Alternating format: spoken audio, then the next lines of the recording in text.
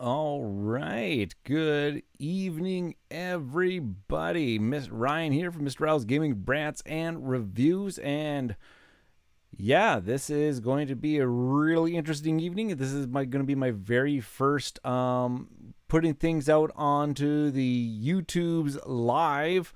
I think things are working. I kind of got my camera set up here. Hopefully, I'm being reactionary. Hopefully everything's coming across nice and clear. Hopefully my audio level is okay. If it's not, just let me know if things are too loud, too quiet. Yeah, so let's just see how things are going. Hi Seth, how are you? Welcome to the show. Thanks for popping by.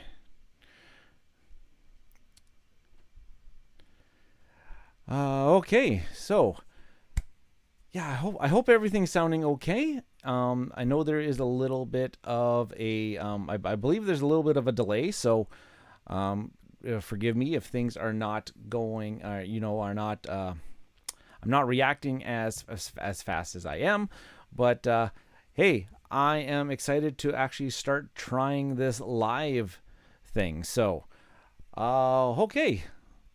I don't know what I'm really bad at this live thing. I have selected for my very first live thingamajigger. I think that is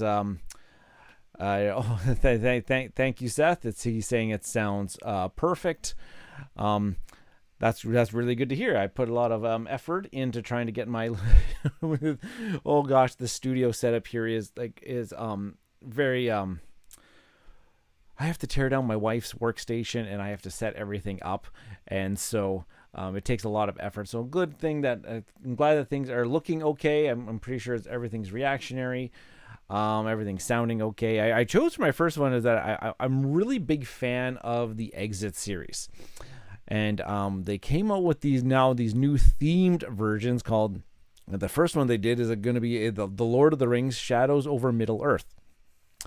Now, I'm not a huge Lord of the Rings nerd, but I do enjoy. I have enjoyed the novels, and enjoyed The Hobbit, enjoyed the trilogy. I've enjoyed the movies. I've enjoyed lots of the board games that are out there. Journeys in Middle Earth is one of my favorite games of all time. I've been dabbling in the Lord of the Rings, the card game, a little bit.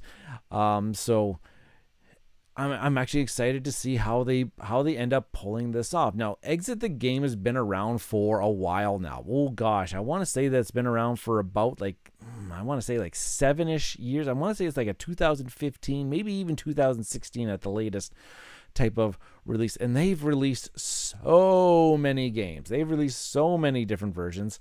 I'm just going to count my back wall here. 1, 2, 3, 4, 5, 6, 7, 8, 9, 10, 11, 12, 13, 14. I've got 14 completed on the back wall there. And then I do have a small stack. I should show you folks a small stack of. I've got a whole bunch. I'm just going to push this one off to the side. I've got a few more that are still in shrink here. I got the Cemetery of the Night. I got the Gate Between Worlds. I have the Enchanted Forest, Dead Man on the Orient Express, Kidnapped in Fortune City.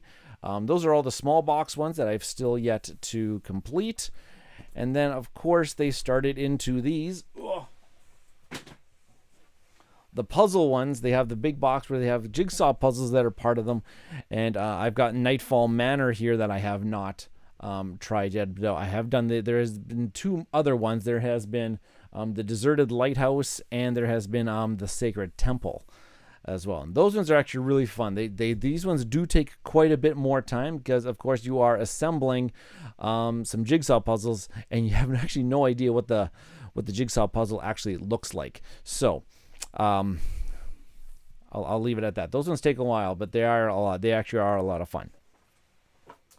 But I'm going to take a look at Lord of the Rings, Shadows over Middle Earth. So if you're not familiar with an Exit the Game, please note that I'm going to be playing through this start to finish. So if you don't want to know about any of the puzzles, or if you have a copy of Lord of the Rings, Shadows over Middle Earth, and you don't want to know what's going on, by all means, I don't know why you're watching this video, actually.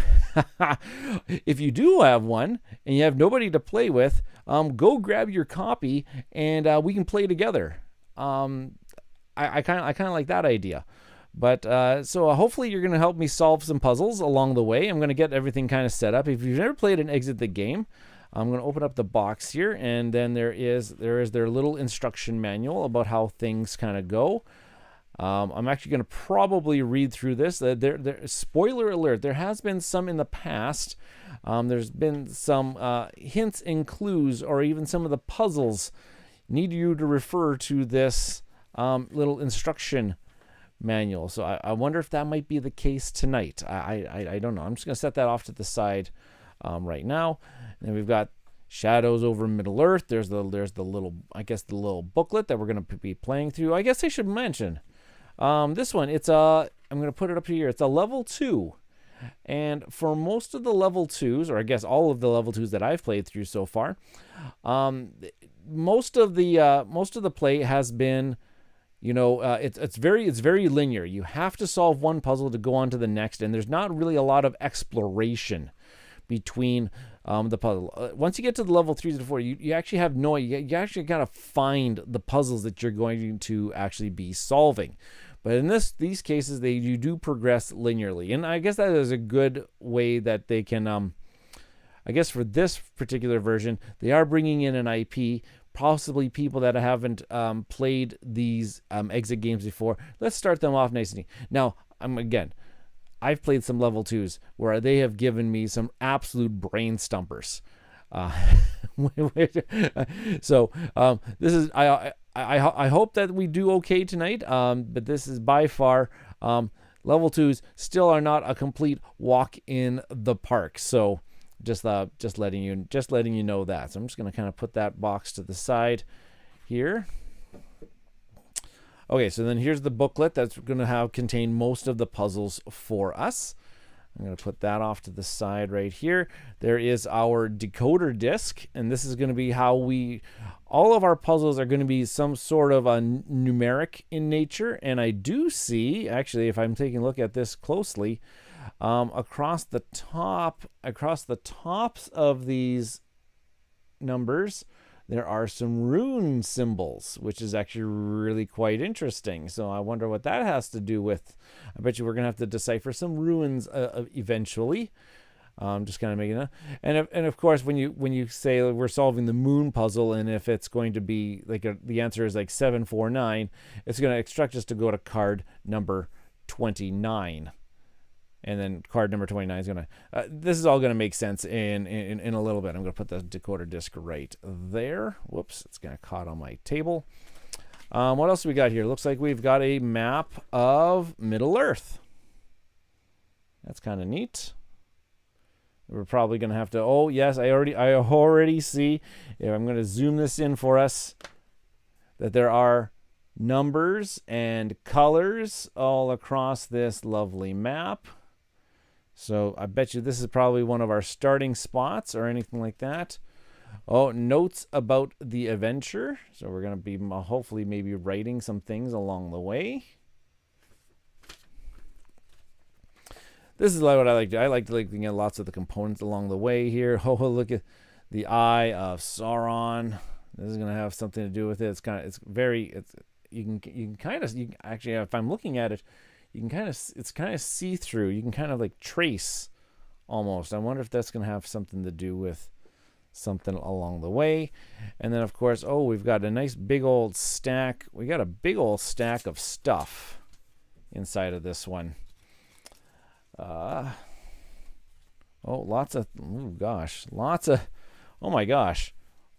things to punch out. And of course, we don't punch things out until we're instructed to. Yeah, I'm just kind of taking a look at lots of the components here. We got some mountain pieces or something like that going along the way here. Okay, I will put these off to the side for the time being, and kind of like a nice little door on the back of this one. I'll put those ones over here. It's just kind of a little off screen. And of course, here we go. Here is our deck of cards. This is the bottom of the deck. This is going to be the top side. So that's where I'm obviously going to start. And yeah, put the box off to the side here.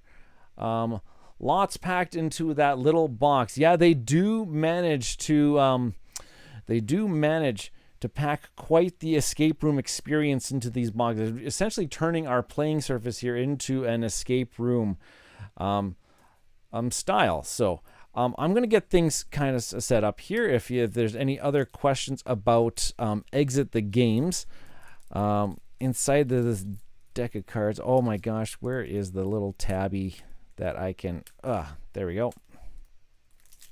There we go. Break the tab. Let's get this. Oh, I'm absolutely horrible at this. Probably even worse live. Toss that down to the side here. It says, do not yet take a closer look at the playing materials, cards, etc. Oh, well, too bad. First, read the playing manual together out loud and carefully follow all of its instructions. Okay. Okay, so the deck is divided into a bunch of different cards. First set we're going to realize here is that we have the riddle cards. And the riddle cards, these are the cards that are going to be kind of like guiding us in our puzzles. Next set of cards are the answer cards. So once we've figured out the answer, we think we figured out the answer to one of the puzzles. Let's just say we're doing the L-shaped puzzle here, and we figured out that the answer was going to be 850. It's going to tell us, take a look at card number 29. And card number 29 is going to tell us whether or not we got the puzzle correct or not. Okay, so that's essentially how that works, and that's all the answered cards are literally helping us do, is telling us if we got the puzzles right or wrong. And then we've got a stack of cards here, and these are the cards that are going to help us along the way. There are 3 cards per puzzle. They give us a clue, a second clue, and then if you can't get it after the first and second clue, then they just give you just the solution to that particular puzzle. And so they have them all, they're all here to all the different puzzles.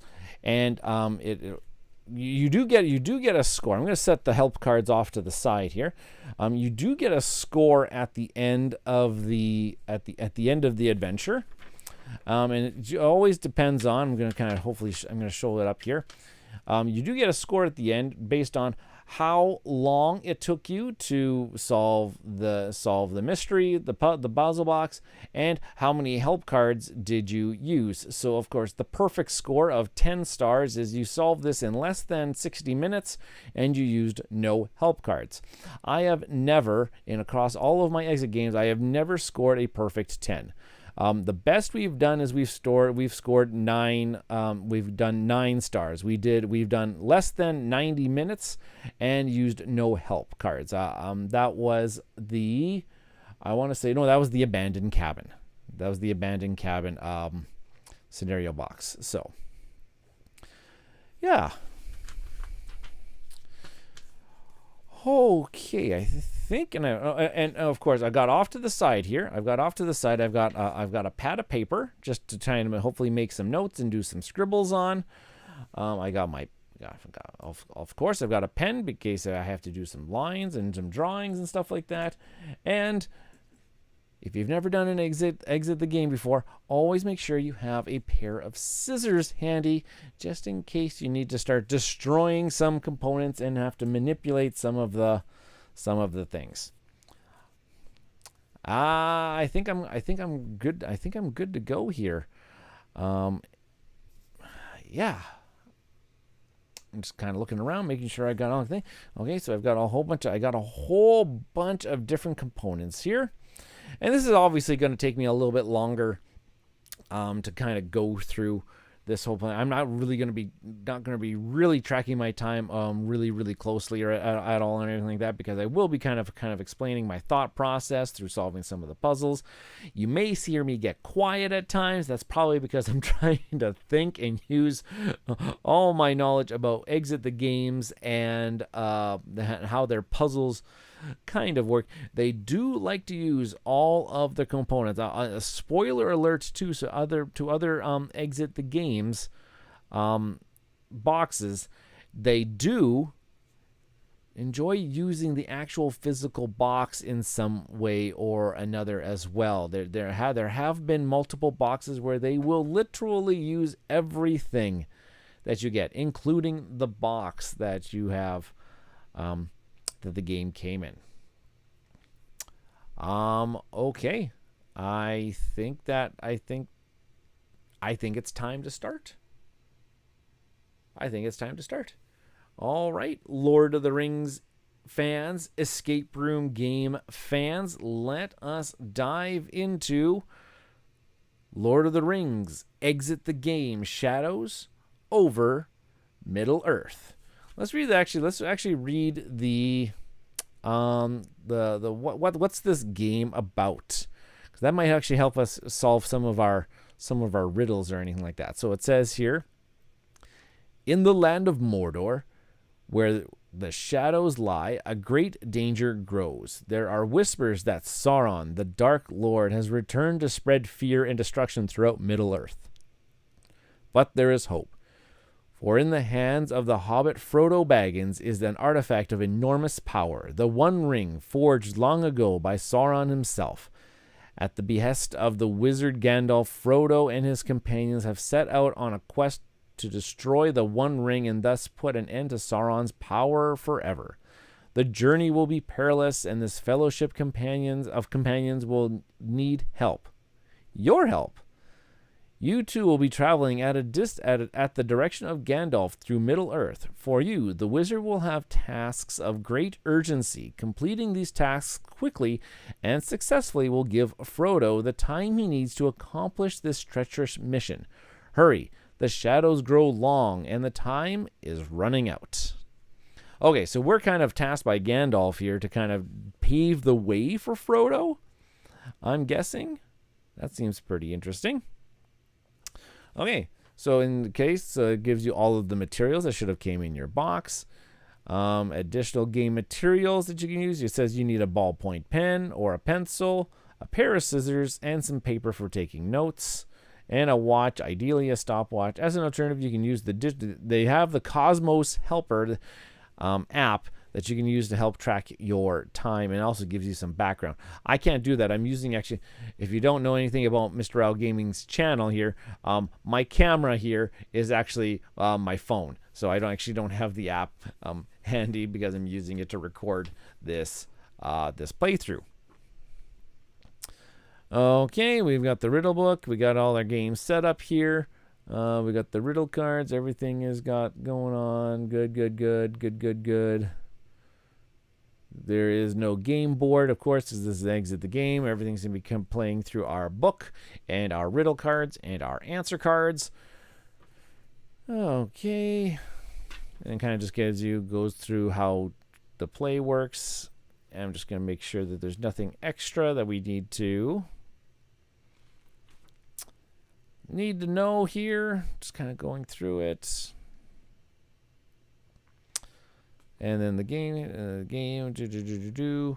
It says the game ends when you have solved the last riddle and Frodo has safely reached Mount Doom. The card will tell you that. All right. So the game begins. What are you waiting for? Start the stopwatch or the timer now. You are allowed to open the riddle book and begin the game on page 2, where we hope you have a lot of fun with Exit the Lord of the Rings, Shadows over Middle-earth. All right. If you're ready, then I'm ready. Let's get to it. I'm going to put that little instruction booklet off to the side here. And we're going to go right into our Shadows over Middle-earth booklet. Here we go, folks. Oh, gosh, there's lots of reading. Okay. Okay, I'm going to see if I can get up here. It says, the sun is shining upon the green hills of the Shire. This is a region where most of the year life is serene and quiet, but not today. For today is the day of the great midsummer festival in Hobbiton, and everyone is here, including you, of course. There is plenty to eat and lots of singing and dancing, just as you hobbits like it. Just as you're about to take another helping of dessert, an old wizard takes you aside. His name is Gandalf. He says, to which you quickly reply with a vigorous nod, as if there were anyone in the Shire who hadn't heard of the Grey Wizard. To your surprise, he says he has a task of great importance for you. What does it have to do with us, you protest? But he just looks at you sternly. All of Middle-earth is in danger. Soon terrible things will come to pass. You can help turn our fate towards the light. A company of hobbits, including Frodo Baggins, will set out on a journey of extremely urgent business. Their trip will hold immeasurable dangers, but there is no other way, and they will need help. There are things you can do to improve Frodo's chances, things that require true heroes like yourselves. I feel that you are ready to play your role in this adventure, but make no mistake, if one single thing goes wrong, all Middle-earth will slip into darkness, Gandalf explains with a deep somberness in his voice. And with that, Gandalf hands you a locked chest bearing an oddly glowing symbol. He urges you to pay attention to this symbol during the festivities. If you know how to interpret it, you will be able to open the chest and obtain further instructions inside. That is all he will say about it. Then he hands you a strange disc. Take this, takes his leave, and strides away purposely in the direction of a hobbit hole. And so now it shows us that we have riddle card A, and this is going to be the square puzzle. So let's take a look at A, and then we've also got this. We've got this page. I'll kind of hold it up here for a little bit for us to take a look at. And it says, stop, do not turn this page until you are told to do so.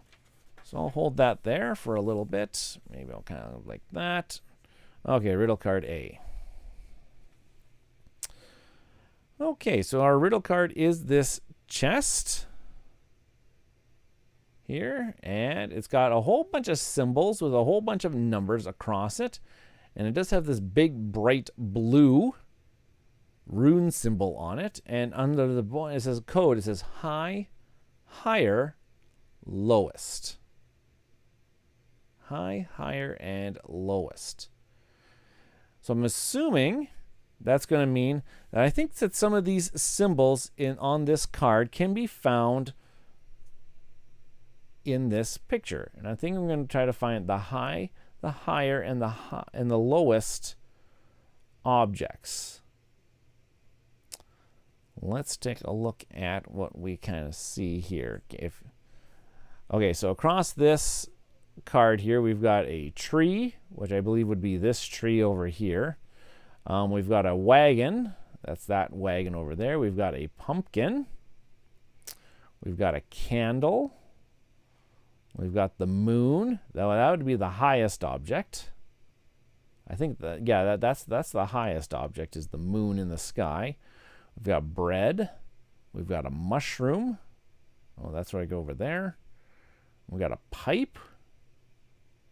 Where's the pipe on here? I can't see a pipe. We got a goblet. I gotta look at that. And then we got the fireworks. It looks like the fireworks in the sky. So that would be higher. We got the highest object. We got the higher. Now, what would be the lowest object on this? Right now, I'm looking at it's looking like the bread. The bread's kind of like the lowest on the table. I'm just looking here. I'm trying to find that goblet. I can't seem to find the goblet or the pipe. If you're looking at this, whoops, I keep going.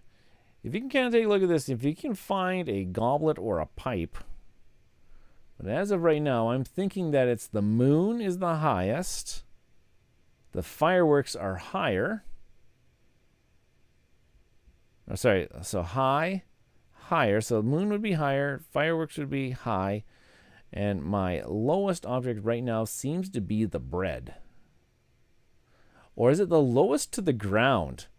Lowest to the ground would be the mushrooms, wouldn't it? Wouldn't they be? Ooh, I'm going to go with that. I'm going to go with that. Okay, so high fireworks, which is 3. So I'm going to be solving the square puzzle. So I'm going to go with 3.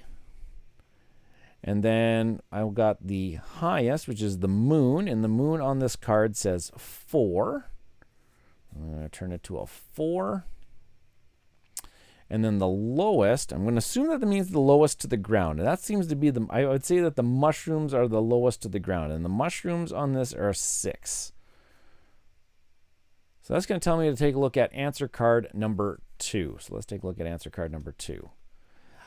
So this tells me that this is a potential puzzle.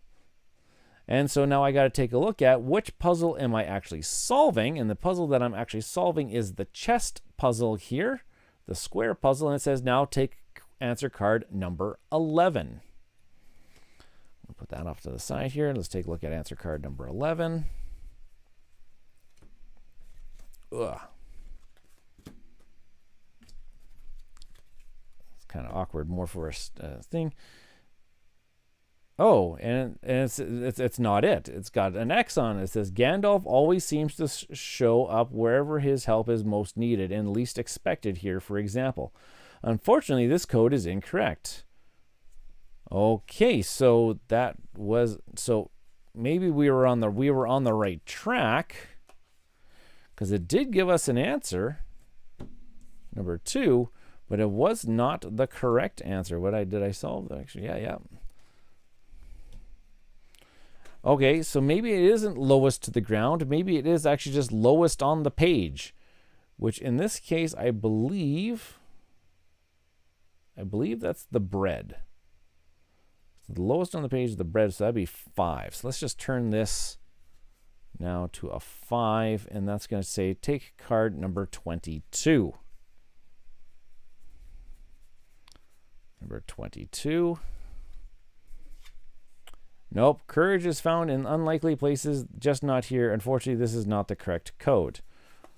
Well, what the heck? I'm already stumped on puzzle number 1. What the heck here? What's going on? Code. High, higher, lowest.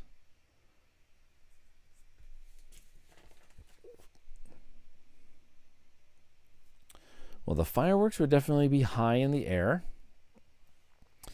The moon would definitely be the highest or higher than those.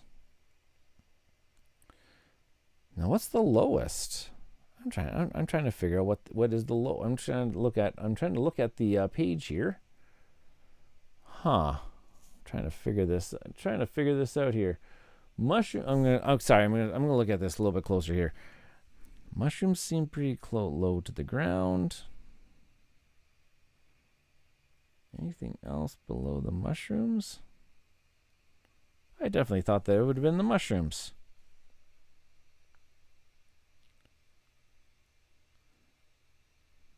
Oh gosh, I got this in the wrong.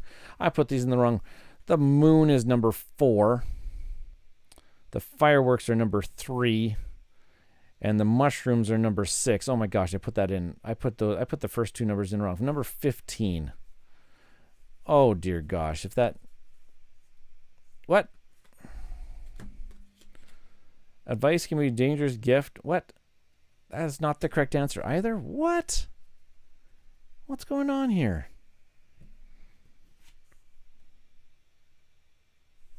Well, what the heck? I thought that definitely would have been the answer, because I thought the fireworks are high. The moon is highest. No, let's try. No, okay. High, which is the fireworks. Higher, which is the moon. And then the lowest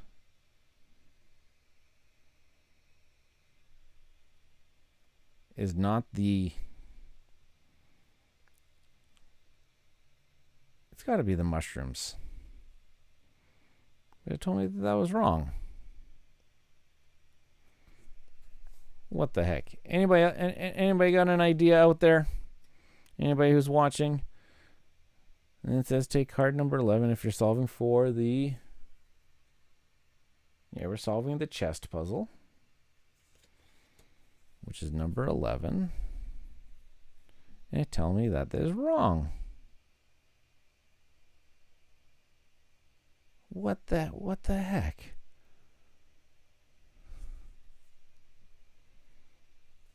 Well, as the tree says to the lumberjack, I'm stumped here. What's going on? I don't want to have to use a clue on the first puzzle.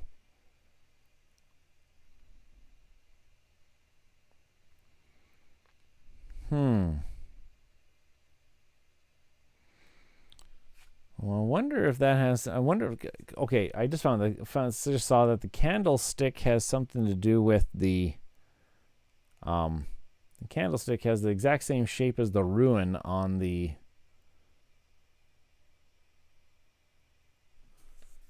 Interesting. High. Higher. Lowest. Wonder if it has something to do with the... Wonder if it has something to do with what this is pointing to.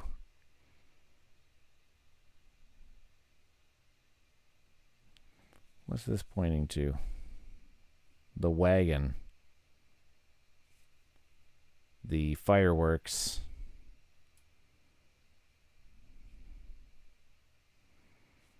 The wagon.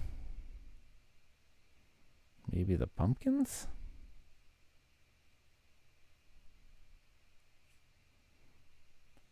I don't know. Maybe this is a long shot. Let's try that. Okay, wagon is number 9. This is a long shot. I don't know. Then I said fireworks, which was number 3. And then I'm gonna say that it was. Is it pointing at the pumpkins? The pumpkins are number 2, and that's telling me to take a look at answer card. That's telling me to take a look at answer card number 12. I feel like we already looked at that one. Oh, wait. And it says if that's the end, look at card number 5. Look at card number 15. And no, that's not. That one's not right either. Dang it. Oh, this is embarrassing that I can't. I definitely thought that I was on the right track. I definitely thought that I was on the right track here. Well, let's go with... I never did find the pipe or the goblet on this picture. Never did find the pipe or the goblet. Let's try to find that.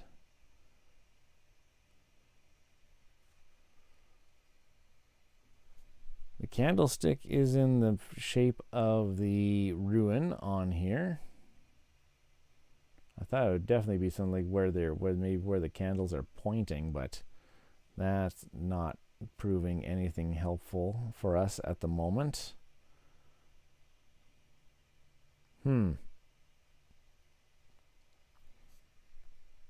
High, higher, or high, higher, lowest. Well, okay, I got to see if I'm on the right track here. So, I'm going to look at the clue card. If the clue card doesn't help me, then, or if it's information that I already know, then I don't actually have to count it towards my score. So, I guess this is riddle card A. Shows you the chest. I urgently request that you watch out for my sign. Okay, I figured that out. Okay, I now figured out the sign.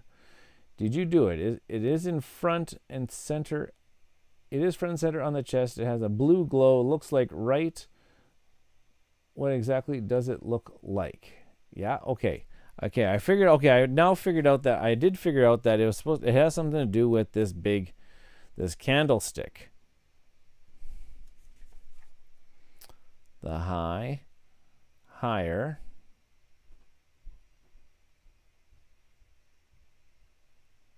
which way do I?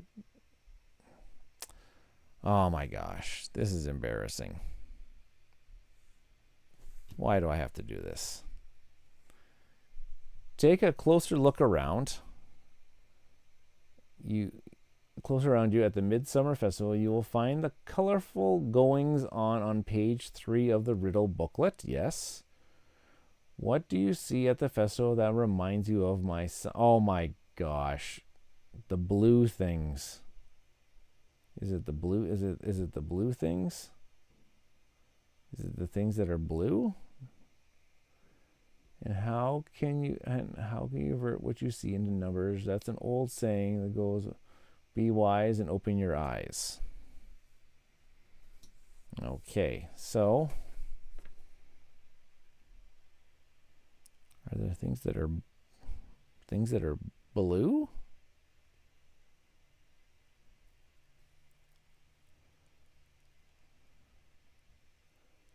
I don't see anything on here.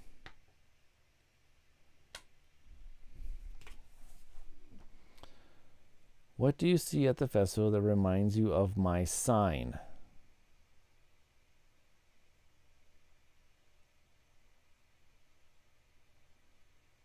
Fireworks.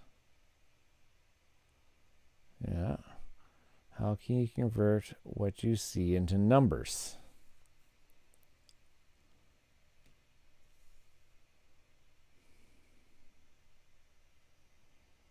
Huh.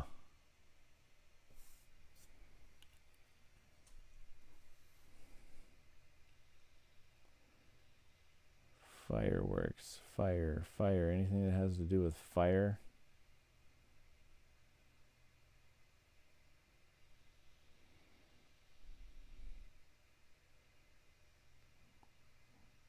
Is it the fireworks that are in the wagon? High. So the wagon is number 9. Fireworks are number 3, and the candlestick itself is number 1. Which is answer card number 1. Nope.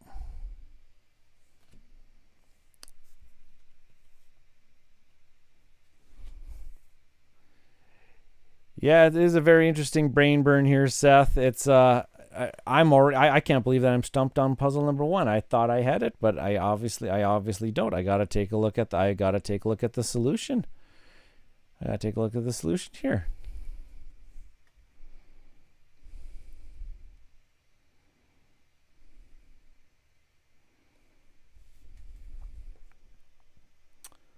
La da da da da da. Oh my goodness gracious. So I think I have. Oh my goodness gracious. So the solution is saying, hey, take a look at that candlestick and look at that shape.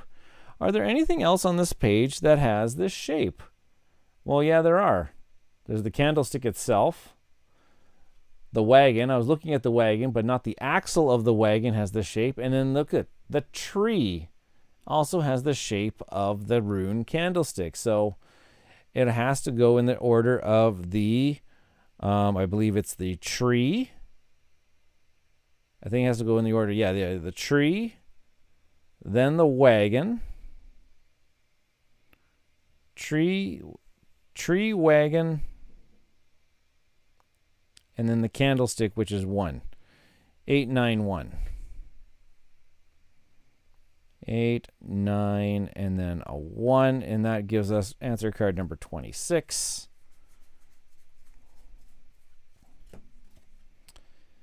Which tells me to look at answer card number 13.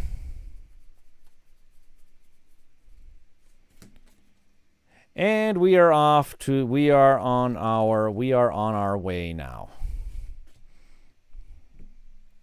Okay. Good evening, Maurice. One of my friends just got this one. Excellent. Well, if you watch this stream, you may know the answer. We may know the answers to the puzzles.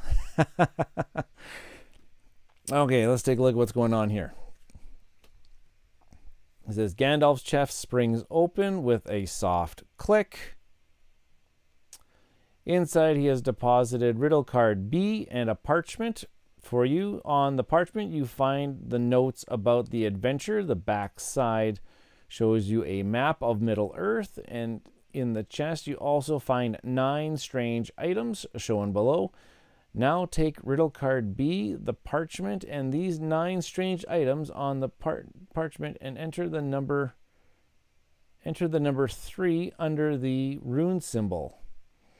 After all, your gift for observation helped you find Gandalf's symbol 3 times. Then turn to pages 4 and 5. I get to turn the page here. I get now riddle card B. And then I also get the I now get this thing, and it said enter the number 3 under that object, which is on. And I guess that clue is done here. And I get the parchment, and I also get these things. It looks like I get all of these as well. I'm just gonna take my time, punch it out, take a look at what's happening inside the chat. Maurice and Seth are having a good time chit-chatting. Thanks, Maurice, for coming by and showing some love. Yeah, it's the first time streaming live, that is. So we'll see how it's going. It's not off to a great start with that number 1 puzzle giving me such grief. So I'm just gonna keep kind of just punching these things out. I'm glad I'm not actually really keeping track of the time. I just want to make sure that I get through this without being too embarrassed. Going through here.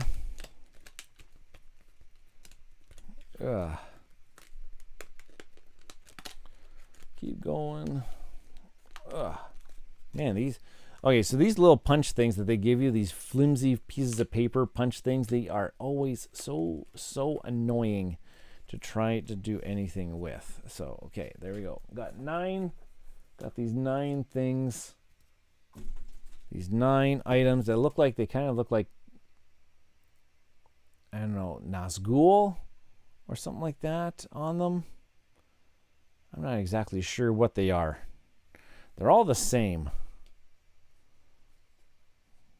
They all look the same. Yeah, they all look the same. So let's see. Okay, so let's look at what the moon puzzle has in store for us. Attend hobbits to the next task that awaits you. The other company helping Frodo left Hobbiton shortly after you and is presently on its way through the Shire. But great danger is awaiting them. Black riders are looking for them, and your hobbit friends are on the brink of being captured. You absolutely must prevent this. Divert the Black Riders. This is the only way to give the hobbits a sufficient head start. Light campfires all along the edge of the path to lead the Black Riders astray, but be careful not to let them catch you. What are you waiting for? Hurry.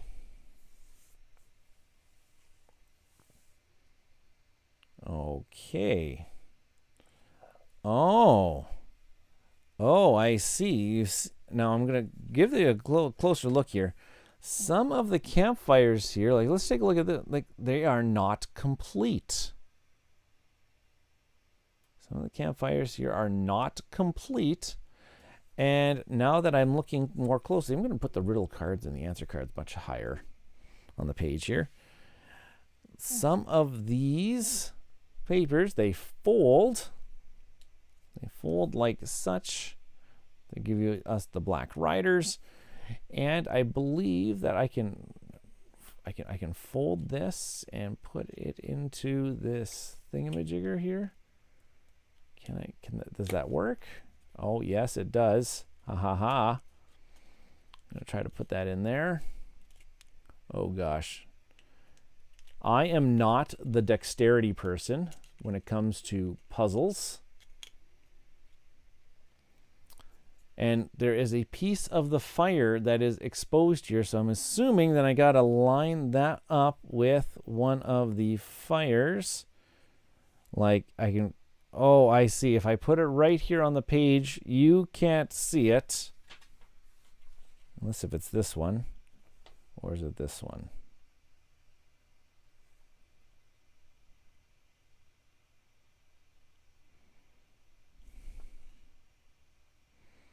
Having a hard time figuring it out. I think it's this one. You can kind of see that if I kind of put the fire guy on top of here, it matches up the fire. So I'm thinking that's how it's going to work. So I'm going to put that one there for right now because I think that's the best one that goes right there. Okay, and I'm going to do this 9 times. Oh gosh. Okay, so you folks are going to watch me. You guys are going to watch me do this. Put these things together and fight and find my pieces of fire. That, okay, look, there's another half one. It's gonna go right about there. I'm assuming that after I lay all of these out on the page here, it's gonna spell my numbers. That's what I'm kind of guessing here. So. Oh, I am not very good at these types of things, so please bear with me. Gotta have some like put some fire. Okay, that one's just another one of these straight up. Oh, there is another straight up and down fire one right there. Oh gosh, that is not. Okay, can I flatten this out some more? Yeah, that one's gonna go there. That one's gonna go there. That one's gonna go there. I'm assuming after I lay all these Night Riders out, or these Black Riders, once I get these out,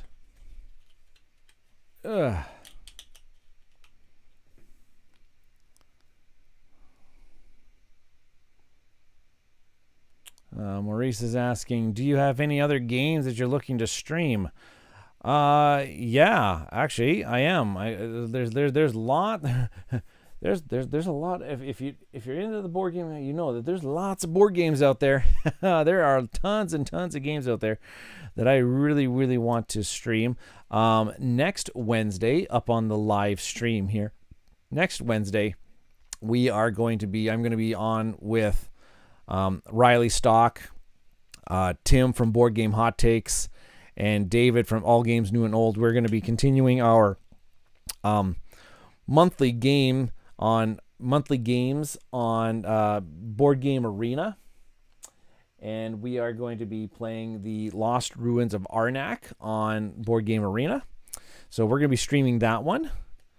Rather than just recording the playthrough, we may as well, if I got this streaming thing figured out, which if it's looking good and if it's sounding good, we're going to continue. I'm going to do it next week as well. And after that, I can literally stream anything. I think Maurice, you're big into that Marvel Champions. We could probably do some Marvel Champions in the future. I know some other people have been interested in some Marvel Champion stuff. We can do. Oh my gosh, these things are so fiddly. I've been thinking about also doing a once a month, kind of like what we would refer to as kind of like a tabletop talking episode, where I kind of just like, it's kind of like an ask me anything type of episode. I would be interested in what people have to say about that. Just kind of just doing a kind of like a topic-y chit chat. You guys just ask me questions. I'm looking at. Oh gosh. Okay. And that one's gonna go there. That one is there. I'm looking for where is this little one going to go? I don't see a spot for this one, so I'm just gonna set that one off to the side for a second. Maybe that one's a red herring. I don't see. Oh, wait, right there. I see it now. It's going to be right there. So yeah, other things I'm looking to stream. I'm probably going to do a bunch of like solo streams. I got some review copies of games from Steam Forge Games. They are ever so kindly sent me a copy of Dark Souls, the card game. I'm going to do probably a solo stream of that in the future. They also sent me Ni no Kuni 2, the board game that can also be played solo. So I'm going to probably do one of those as well. And I've used up all my ghouls, and I don't know if you can read that on the screen, folks. I believe that is telling me that for the moon puzzle is going to tell me that the answer is 417, and it's telling me to look at answer card number 3. Perfect. And it says it's the Knight Rider puzzle, and in the Knight Rider puzzle it says take a look at card number 23. I'll take a look at it, and hey, we ended up solving it. Perfect.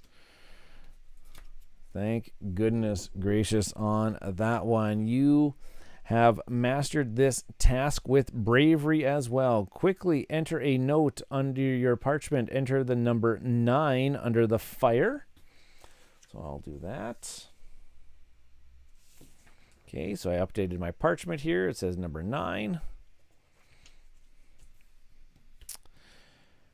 It says, after all, you have inventiveness to thank for the fact that you were able to lead all 9 black riders astray. Then take the strange door item and turn to pages 6 and 7. Okay, so I'm going to put that one off to the side. So we now get the strange door item. And again, it's very finicky when you try to punch these things out. And it's got a kind of like this little thing that you can punch out there. I'm going to take that off to the side. Actually, I don't even know where to put that. Okay, and it says turn to pages 6 and 7. Okay, so I guess I'm going to put all these little riders off to the side. I don't think I need them anymore. Okay, the star puzzle. Okay, what does it say here? You have successfully diverted the Black Riders to buy Frodo and his companions a little time. It took the Black Riders a while to realize your trickery, but now they are screeching with rage and back on the trail of your Hobbit friends. Go to Bree and find a man they call Strider. He likes to stay at an inn called the Prancing Pony. Inform him that another company of hobbits will be showing up at the inn tonight, and that the Black Riders of Sauron are on the heels of the company, and that Frodo and the others need his help. Send him Gandalf's greeting and tell him that the fate of Middle-earth depends on how this night turns out. Now run. Find Strider. Here is a final piece of advice for you. Look through a crack in the door from the outside, and you will see an abundantly set table in a glowing light. You have seen a light like this before. The glow of 3 more lights will be shining onto 3 things behind. You can find all of these things. If you can find all of these things, you will also find Strider. Sort the code from large to small. Oh dear goodness gracious, how am I going? I have to. Oh. Okay. This seems interesting. So it says, look through a crack in the door. From the outside, and you will see an abundantly set table in a glowing light. Got it. You have seen a light like this before. The glow of 3 more lights will be shining onto 3 things behind. If you can find all these things, you will also find Strider.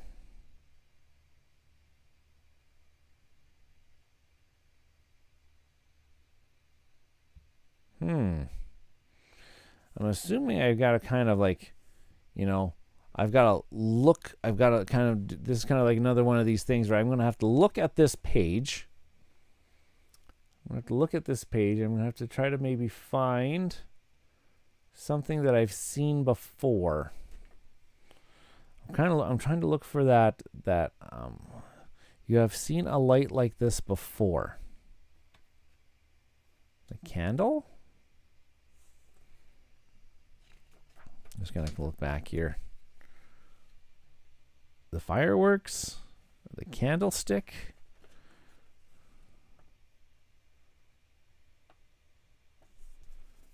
Interesting. I'm looking on the back here. It says a set table.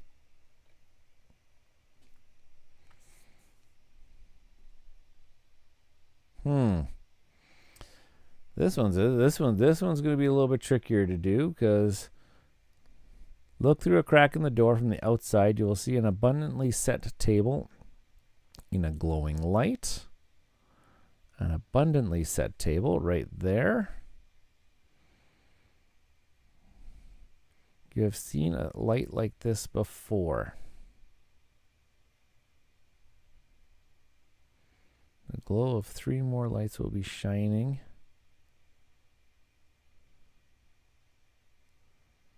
onto 3 things behind.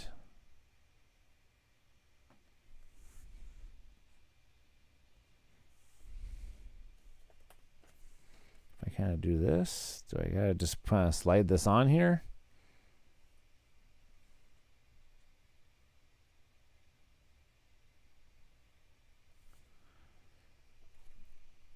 But this is gonna this has to turn into a. I have to turn this into a number somehow, don't I? Interesting.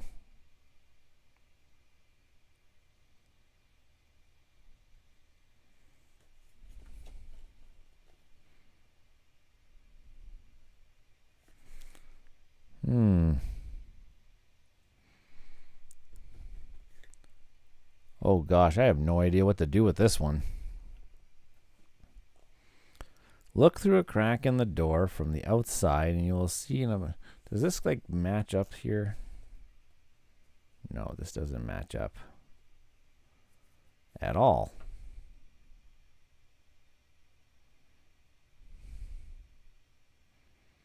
Huh.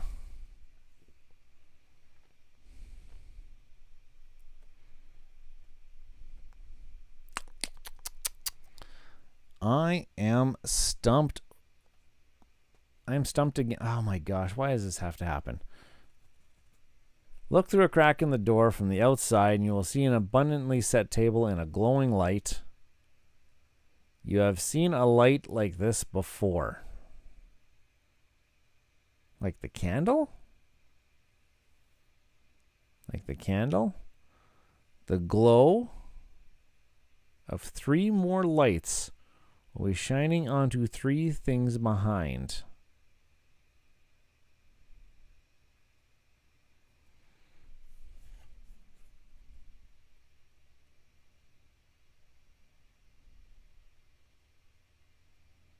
Huh.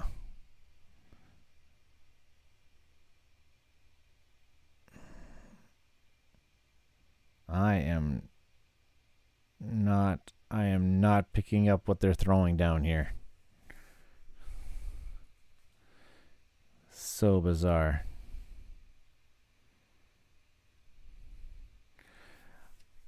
I am not picking up what they're I'm not picking up what they're throwing down. This is bad. Okay, I don't need those ones anymore. Okay, page 6, it says that you see an abundantly set table through the crack in the door. You'll quickly find the crack in the strange door item. But the glowing light, where can it be? Think you have seen this shape some pace before. Okay, I know that. Yeah, that was no help. I know that. I've seen this shape before.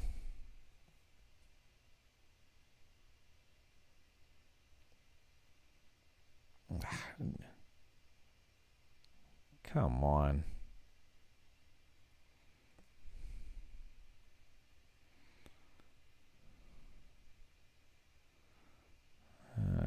I've seen this shape before, but I don't see anything that resembles the shape that I saw before.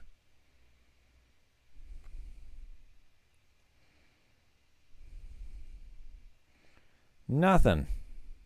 I don't see anything.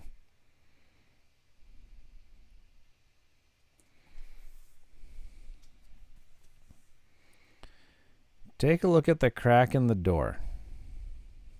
Yeah, I'm taking a look at the crack in the door. Yes. It matches an exact shape for the glowing light on the top of the game box.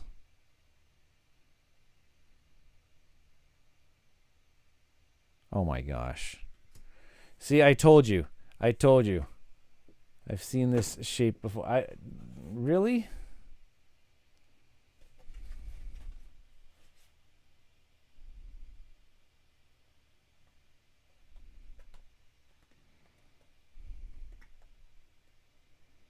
Do I have to do that? What does that really do to me? Do for me?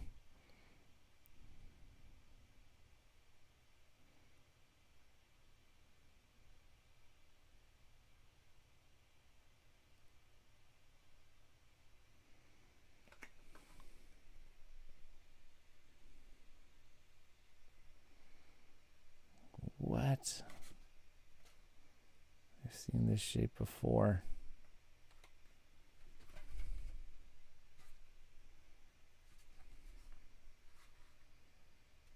Yeah.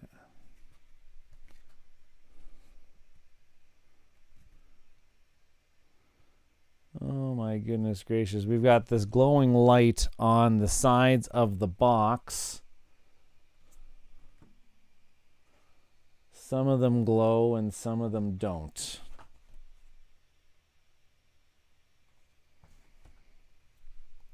Okay. But what does that even mean though? I put this back on them. Did I even put this back on the box correctly?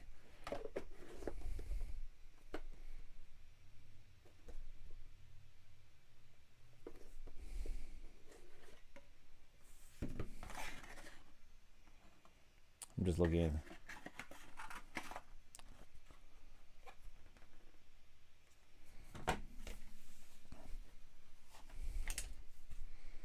Do I put the tape? Do I put the tape? I put the table. I put the table. I put this on the box, but it's not. They're not pointing to anything.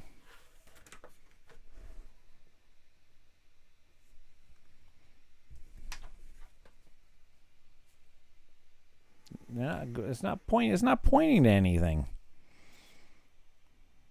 Which three things? And where is the table anyway? And then there's this business about the glow of three more lights. Yeah, okay. I figured out where the three lights are. The three more lights. But I have no idea what they're actually supposed to be looking at.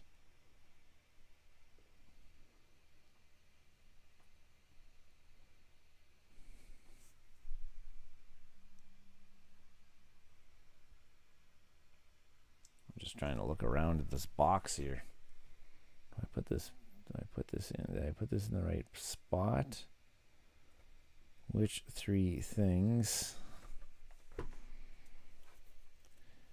My gosh, this is like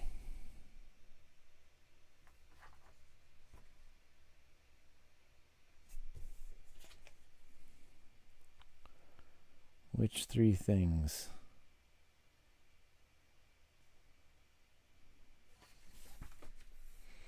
I put this on here like that, like this. The napkin. Do I put it like this? No, it's going to go like this.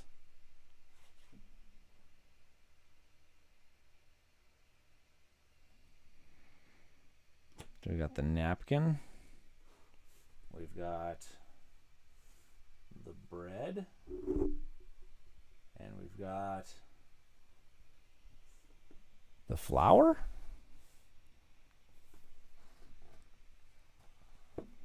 Napkin, bread, flour.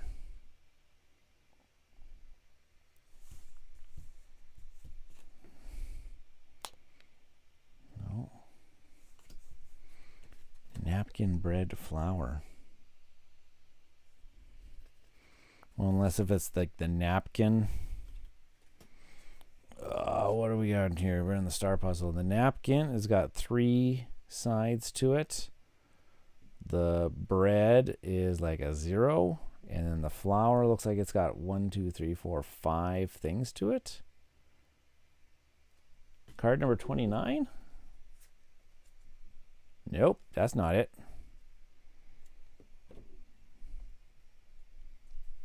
I thought that would have been that would have been something.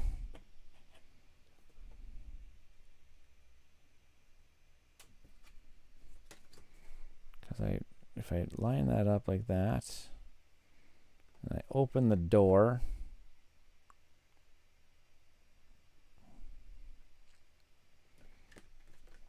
unless if it's like like this, and then I have to flip this over. Oh wait, maybe it's like I flip it over. Oh yeah.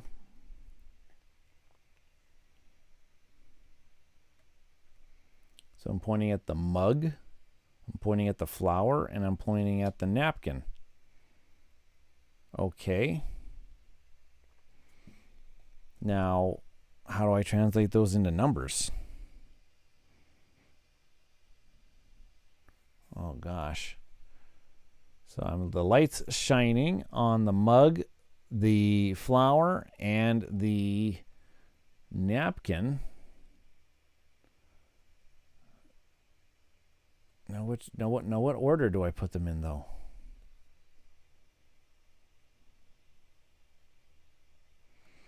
Do I just kind of just do it in the order that I feel like? Okay, so if I go mug, which is 0, 0, 5, 3. Mug represents a 0, flour is a 5, and the napkin is a 3. This is answer card number 1, which is we already know is nothing. Oh, I'm so close. No, I don't want to look up the answer. I don't want to look up the answer, but what is it? Which order is it? Well, how many permutations are there of 0? There's only 6. I don't know which order. Which order should they be in?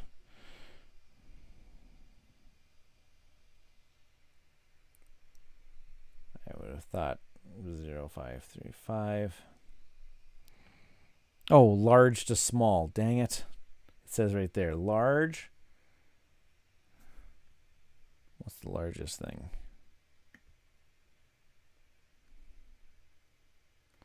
Well, how the heck are you going to... maybe largest number to smallest number. 5, 3, 0.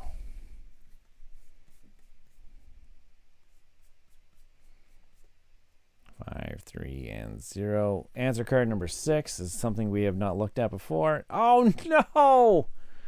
Come on. Come on. Sort the code from large to small. Well, maybe it's not a 0 then. I definitely think 5.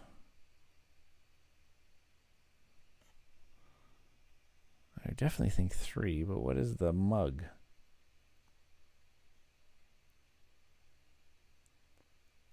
Huh. I don't even know.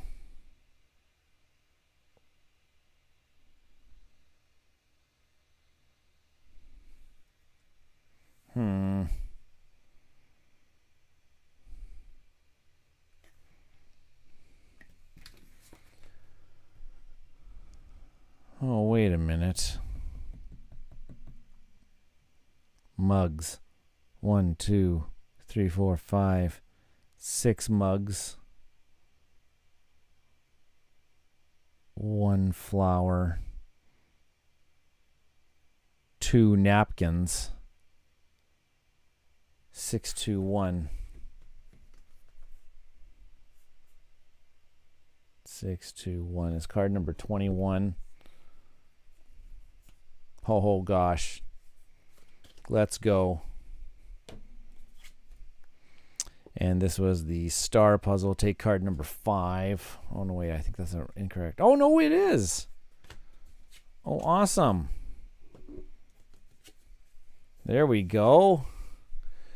Congratulations, you found Strider. As you mentioned Gandalf's name, his features brighten and he is ready to help you. Gives you a powerful medical herb on your unparchment. Right, number 7. Okay, number 7.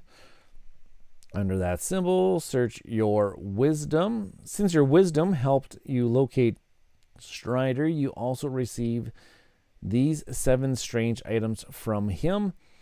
Take them and then turn to pages 8 and 9, and we've got these things along the top here. There are these arrows. Okay, back to I'm punching things out.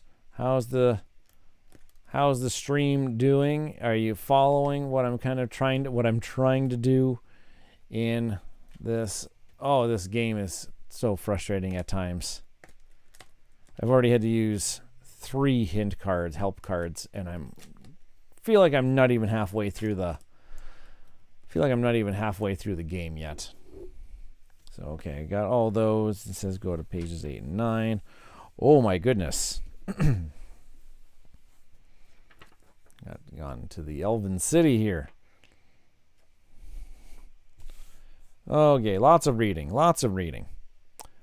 Outstanding news, heroes. Strider pledges an eternal vow to never relent, never idle, till Frodo and his companions are safe.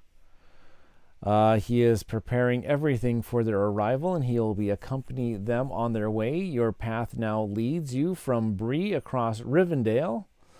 There you will meet Lord Elrond, for one of the greatest elves of Middle-earth. In his house of Elrond, that is, the fragments of Nazril are kept, and the famous sword in which Isildur, I can't remember how to pronounce some of these things, once eons and eons ago cut the ring from the evil nefarious finger of the noxious Sauron, eventually by Elrond, until he prophesied one night that the time was nigh for the sword to be forged anew. Now, hobbits, this time has arrived.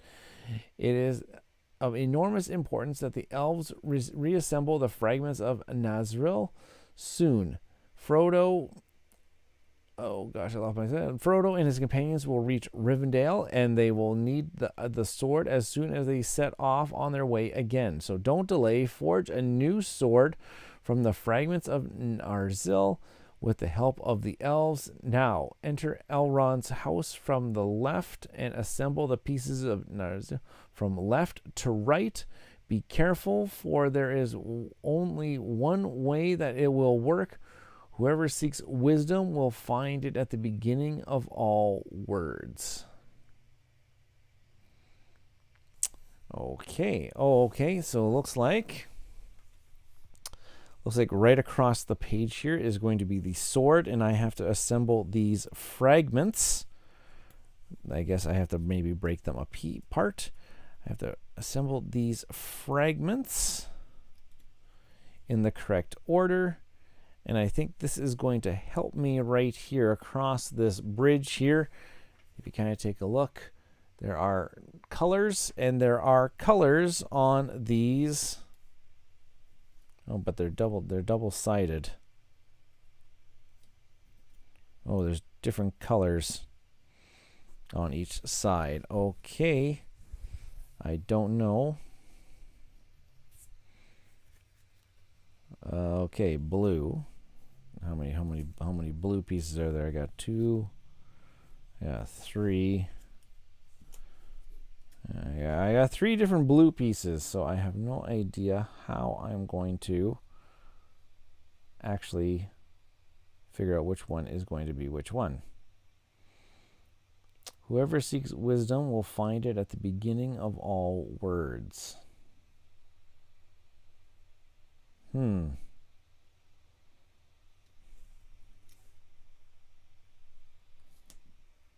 beginning of all words.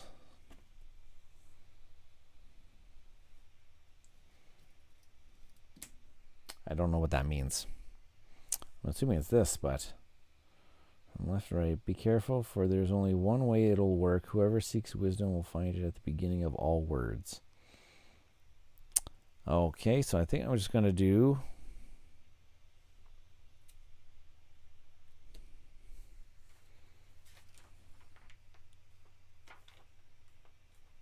beginning of all words, beginning of all words. The instruction booklet?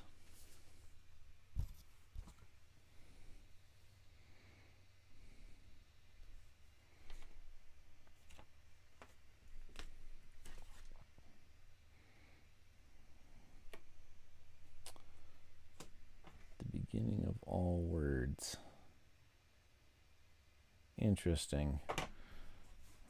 I think that's helping me. That's trying to hint me to where I'm supposed to start here, but I have no idea which one it is going that which one of these 4 blue ones I'm going to actually start with. Sorry, I got 4 blues. I don't know if anybody can help me. There's the first blue one. It's got all those symbols on it. There's this blue one.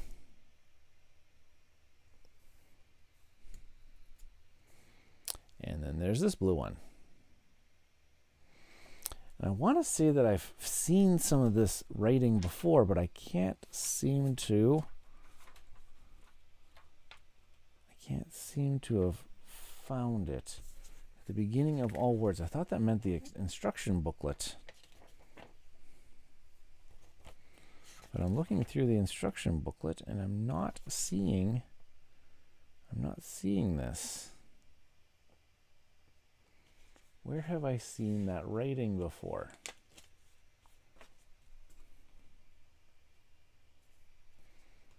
I don't know. Where did it go? The beginning of all words.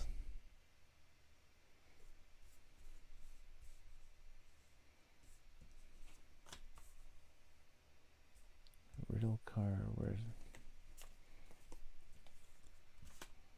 No. I don't know.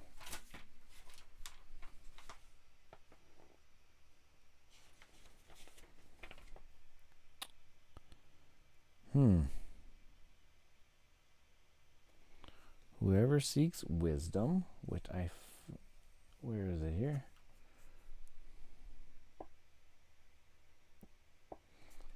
Interesting.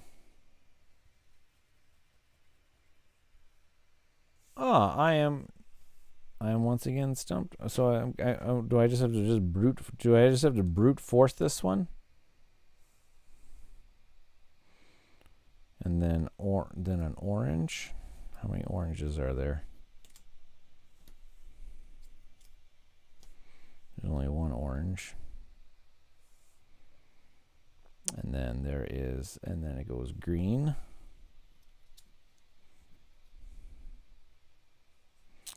And then it goes yellow.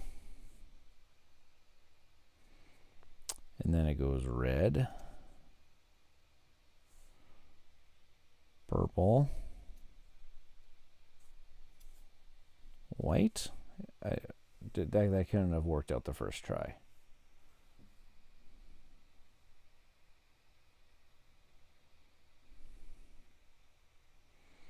Okay. But now what's the answer? How do I turn this into a number? Oh my gosh. I can't hold this. How the heck do I turn that? How the heck do I turn this into a number?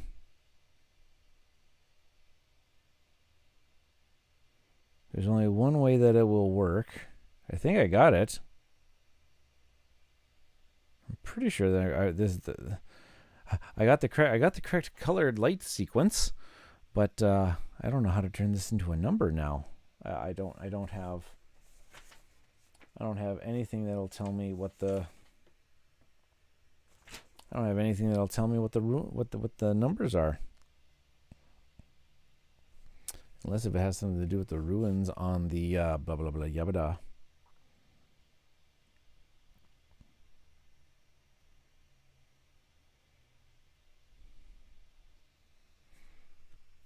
I don't know. I don't know how to get a number out of this. 1, 2, 3, 4, 5, 6, 7. 1, 2, 3, 4, 1, 2. And there's some dots. 1, 2, 3, 4, 5, 6, 7. 7, 7, 5? Because I'm just counting the dots that are on the sword? Could that be it? Oh, man. Seen crazier things. 775. Oh, that's answer card number 1. That's not it. Oh, goodness gracious. What should I do?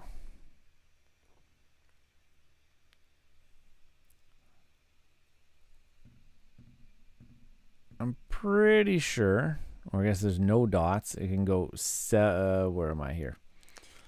I can go 7, no dots, 5.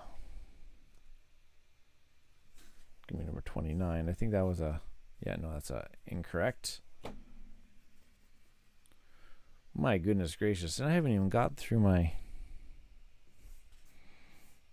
didn't even got to my, like, riddle. Look at the stack of riddle cards. I'm only on C.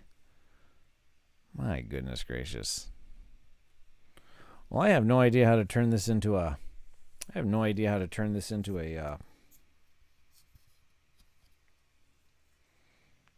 Oh, I don't know where I've been putting these things. Oh, just over here.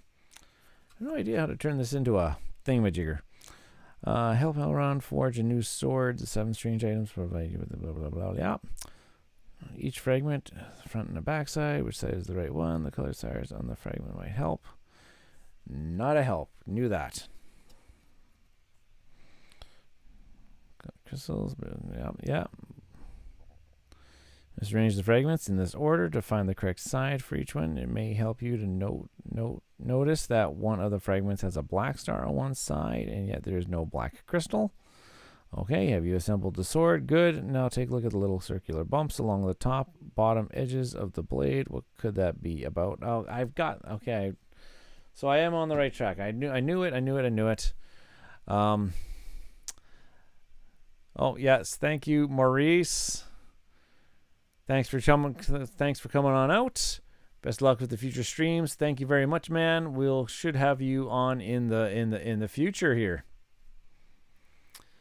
And yeah, maybe wish me luck on this stupid puzzle thing going on here, because I have no idea. How to make it out.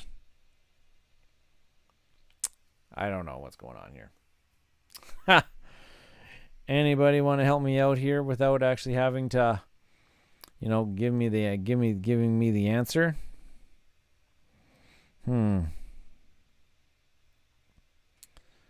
I have no idea what the thing is here.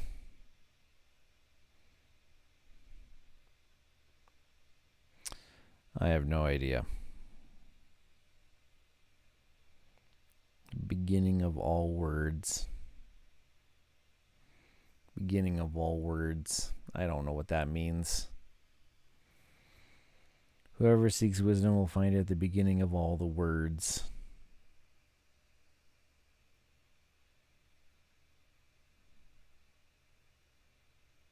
Wait a minute.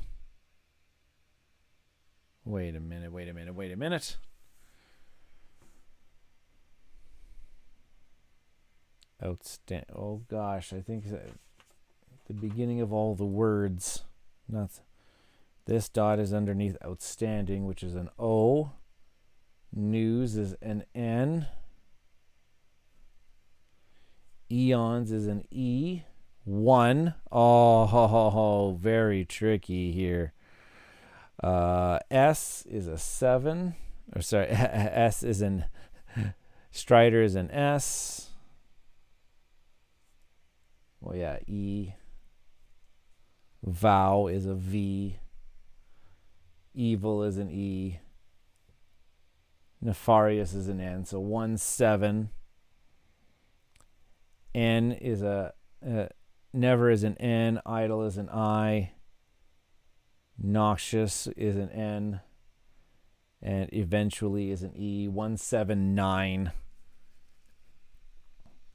is the answer to this puzzle because of all of the words. Answer card number 4 gives us the correct thing. And this is the sword puzzle, which says take card number 27. Ha ha ho, there we go. Let's go. And it says you have thus completed another important task on your parchment. Enter number 4 under the sword. Got it. This will always remind you of how skillfully you managed to solve this 4th task. Take riddle cards C, D, E, F, and G. So C through G. We did not get instructed to turn the page yet.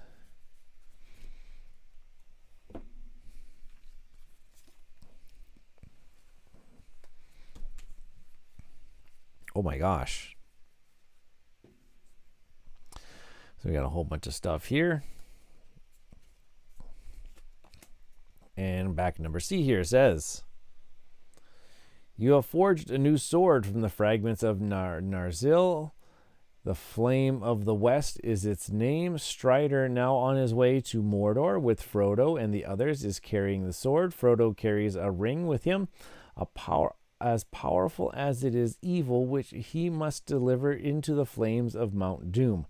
Only in this way can Middle-earth be saved. The time is approaching when Frodo will need an unlikely ally, one whose name is known in every corner of Middle-earth.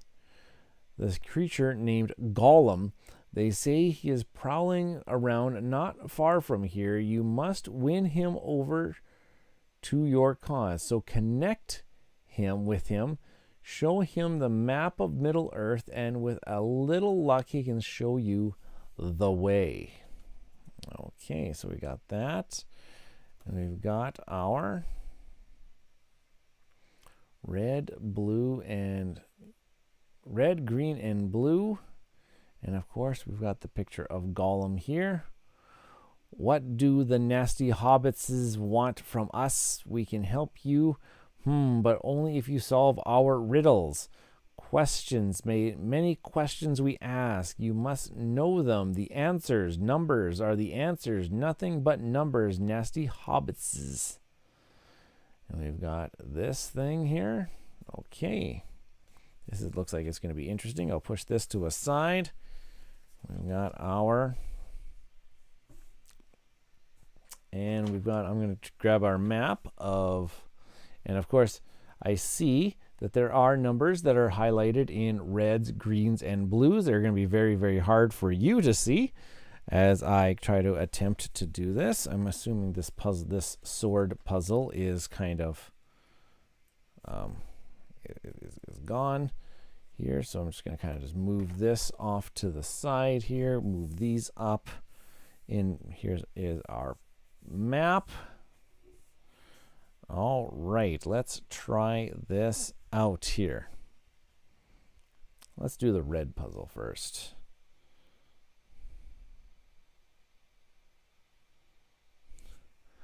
Okay, so it says, people use me to eat, but they do not eat me. If you feed me, it gives me life. If you give me water, I will die. I fly when I am born. I lie when I live. I flow when I die. We see the same thing when you look me in the face. I will look you in the eye and never lie.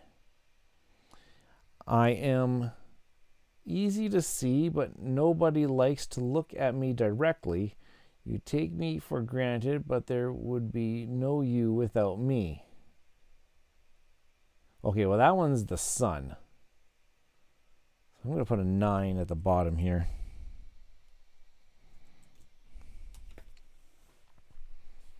So I'm assuming when this is going to follow, this is going to flow, and I'm going to have to trace those numbers on my map, and that's going to form a bigger number for me.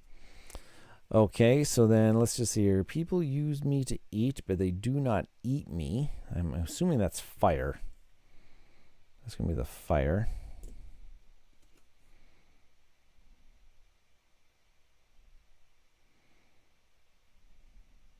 Or that could be the spoon as well. If you feed me, it gives me life. If you give me... Oh, no, that's the fire. The second one, if you feed me, it gives me life. If you give me water, I will die. That's got to be the fire. So that means people use me to eat, but they do not eat me. That must be the spoon. So I'm going to give that a number 1. I fly when I am born. I lie when I live. I flow when I die.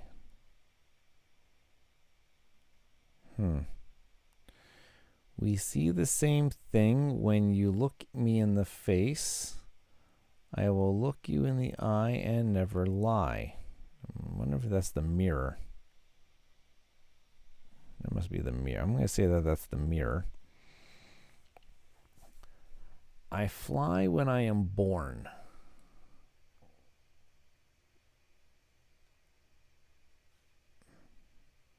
I lie when I live.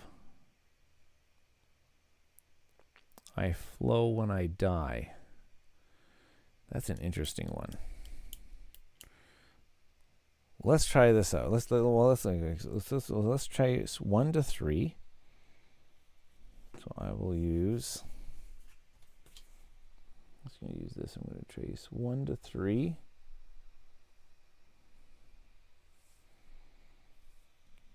This is 7 to 9.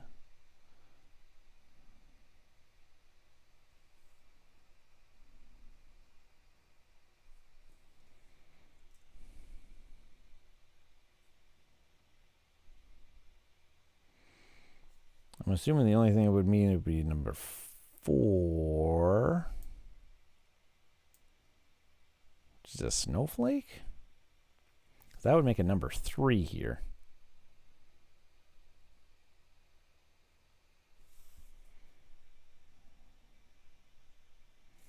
I'm going to try that. I say this is number 4. I don't know if anything else would make any sense.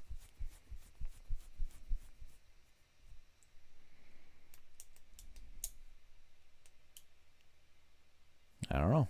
Okay, let's take a look at this. Let's take a look at the blue puzzle here. How many fish have we eaten?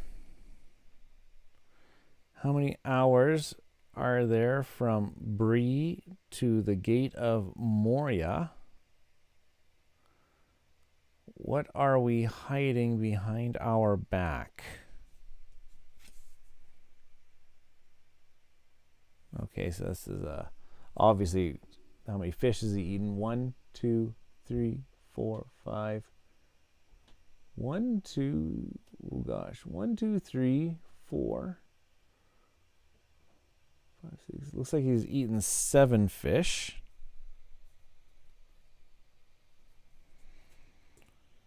From Bree to Moria, I saw this. There's 8 hours from Bree to Moria.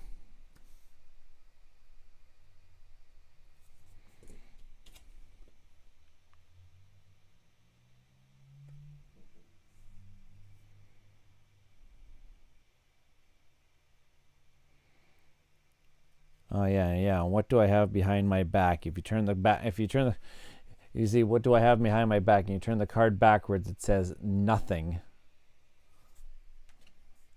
in it, so nothing would be a 0. So if I'm tracing from blue, if I'm going from 7 to 8 to 0, that gives me a 7 on my page. I don't know if you folks can see that. And then my green, it says, "What are you hiding, my precious?"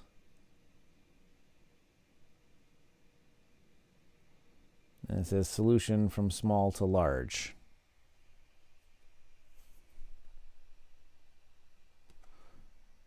Oh, there's numbers. There's numbers inside the ring. If you can see, there's a 3, there's a 6, and then there's a 9.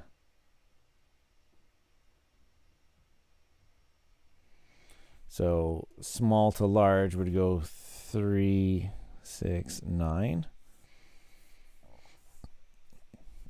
Okay, so where's the green? 3 to 6, and then the 9. So it looks like it's 371 is the answer to our, which one are we doing? The L-shaped puzzle. Where did I do with my decoder disc? There it is. So my L is going to be 371. I really, really, really hope. It says take card number 19.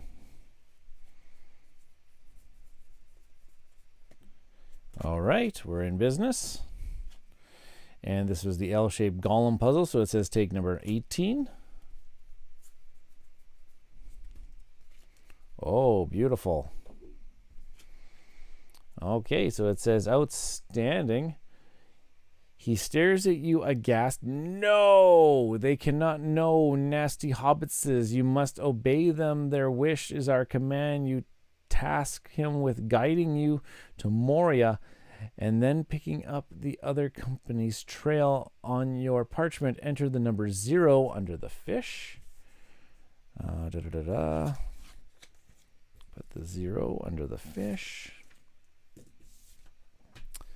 There we go.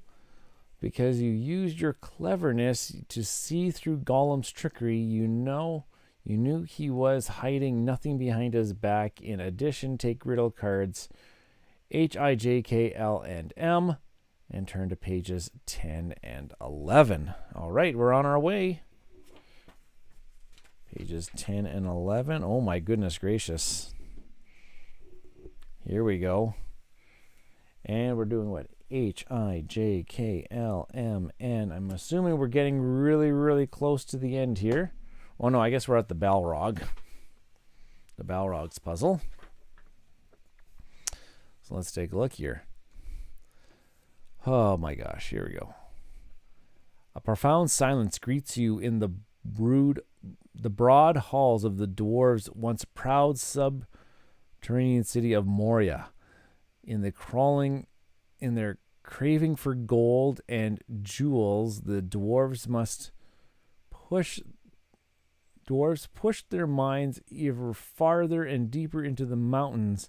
But alas, they were too greedy, and they dug too deeply. They woke the Balrog of Moria, and thus sealed their own fate. Almost to the last, they fell prey to the demon's wisps of fire, with hardly a single dwarf surviving to tell the horrible tale. Since then, the Balrog was known to the dwarves as Durin's Bane. After the massacre, the Balrog retreated into Moria's deepest shafts. Now you are here to face your most dangerous task thus far. After Frodo and his companions failed in their crossing of the Misty Mountains, they now seek to make their way beneath the mountains through the Moria. Yet hosts of orcs have taken to their minds and are lying in wait for the company. They will not be able to survive if they attempt to pass through, unless perhaps you are able to wake the Balrog again. Maybe the demon will drive away the orcs. A desperate act indeed, and the risk is great, but you have no other choice. Take a look. He must be down there somewhere. From your current vantage point, See the solution to the riddle, small, large, middle. And I noticed that in some of the writing here, some of the writing is fancier than others. The J, the M, and the H are ever so promptly highlighted. I wonder if that has something to do with our puzzle this time around. So let's take a look here. What do we got here?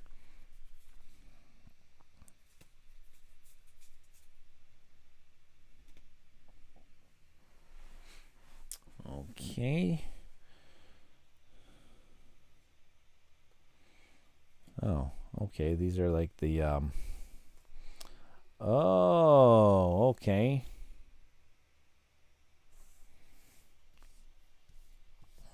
I sees.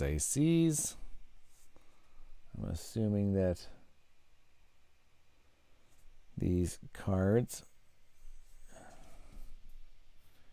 H I what are you looking at? H I, where's my I? Oh, I already H I J.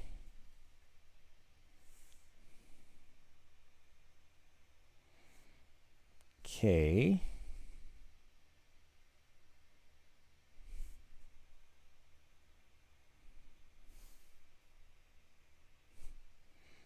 L.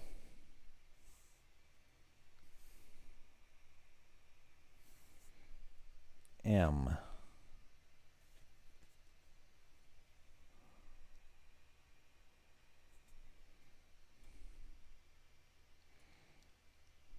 Okay. Oh, 2-5. It looks like 2-5-8. So let's take a look at this. Let's hopefully see if something does it. This is that puzzle. So 2 and 5 and 8. Number 15.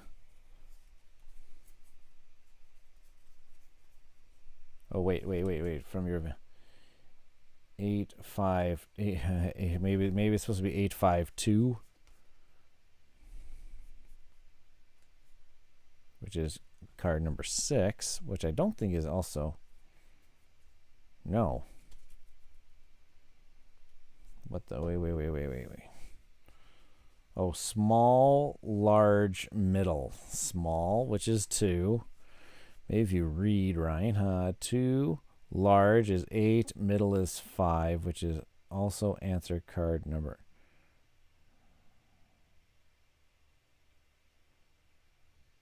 What the heck?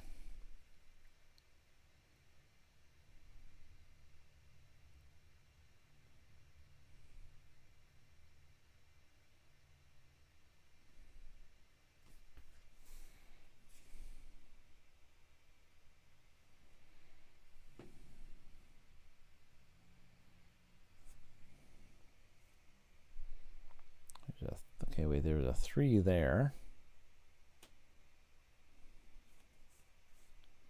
This was a 7.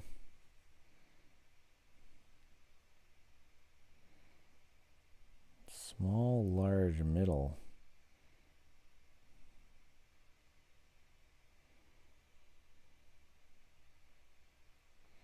Oh, maybe the numbers that only form. Oh, maybe it's only the ones that form from my vantage point.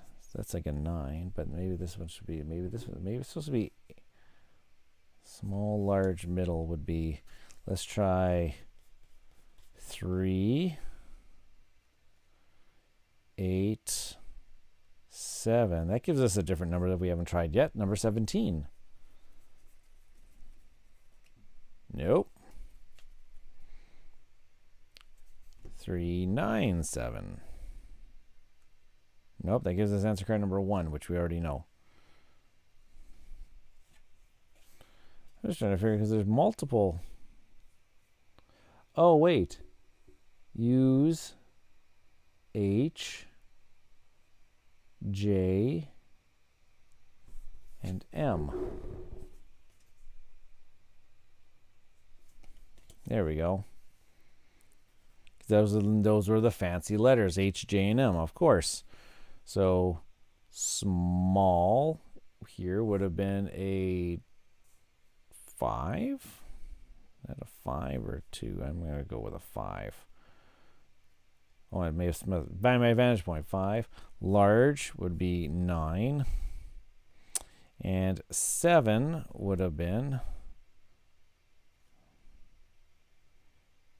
597 or 297.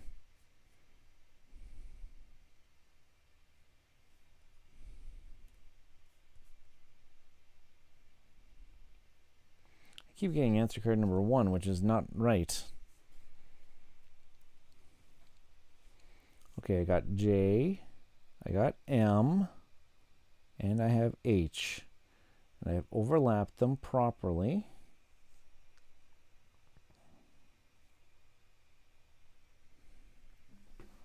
Do you see any different numbers here? I see 9, 5, and 7.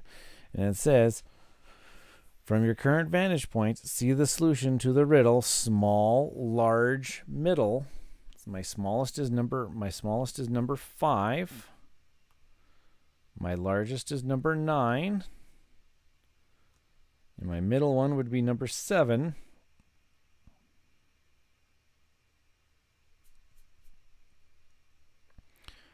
Which gives me answer card number 1, which is not right. So what is it? What is it indeed? I don't know. I don't know.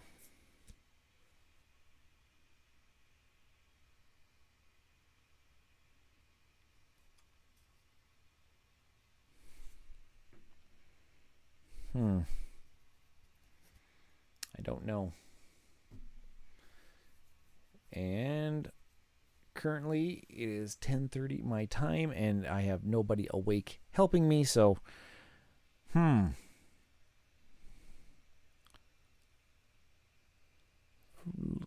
your current vantage point, see the solution to the riddle.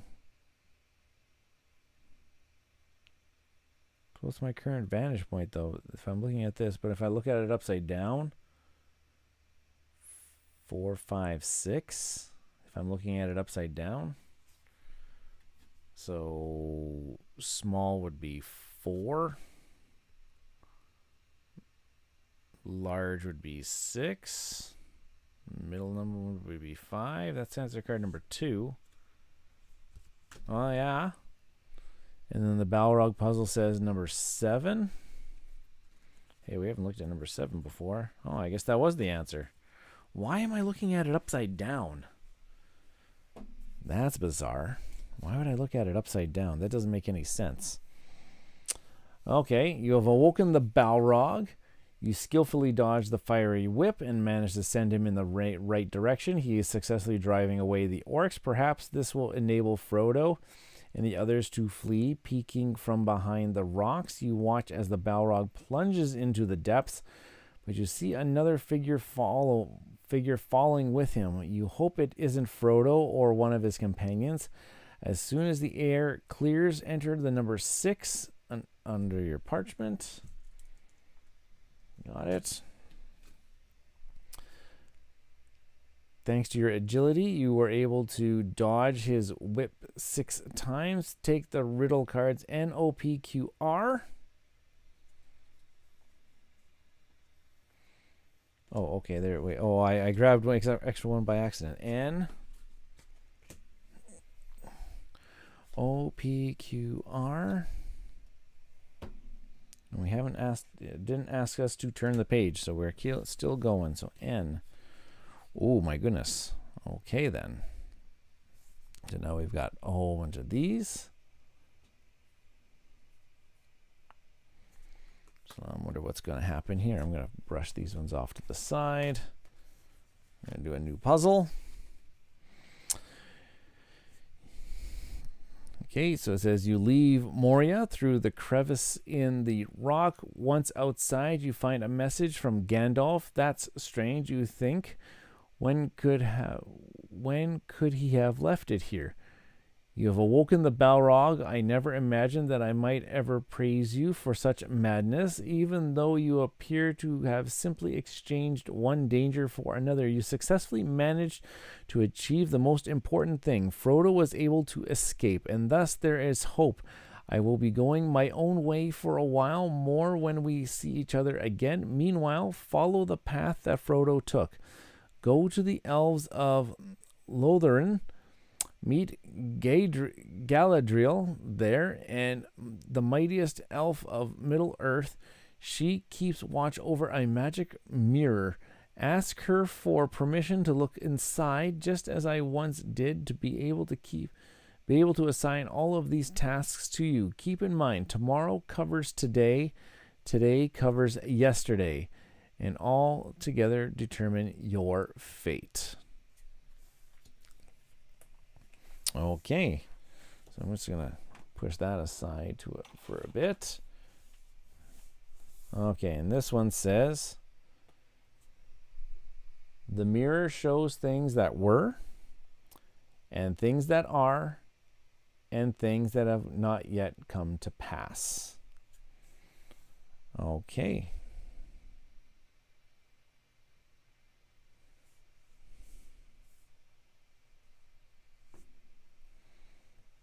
Oh, looks like we're going to be cutting some things.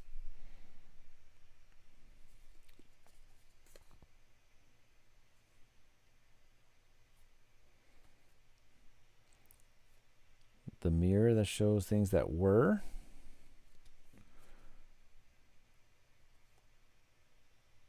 things that are, and things that are yet could come to pass. Okay. So we've already done the Nazgul or the Black Riders. So this is the past.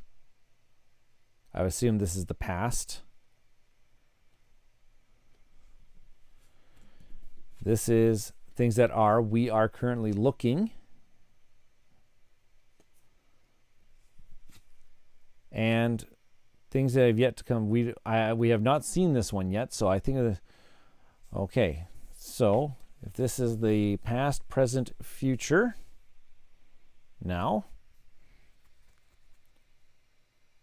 if this is the past, it says it red. So I'm assuming we cut out the red. Oh gosh. Do I just X out the red?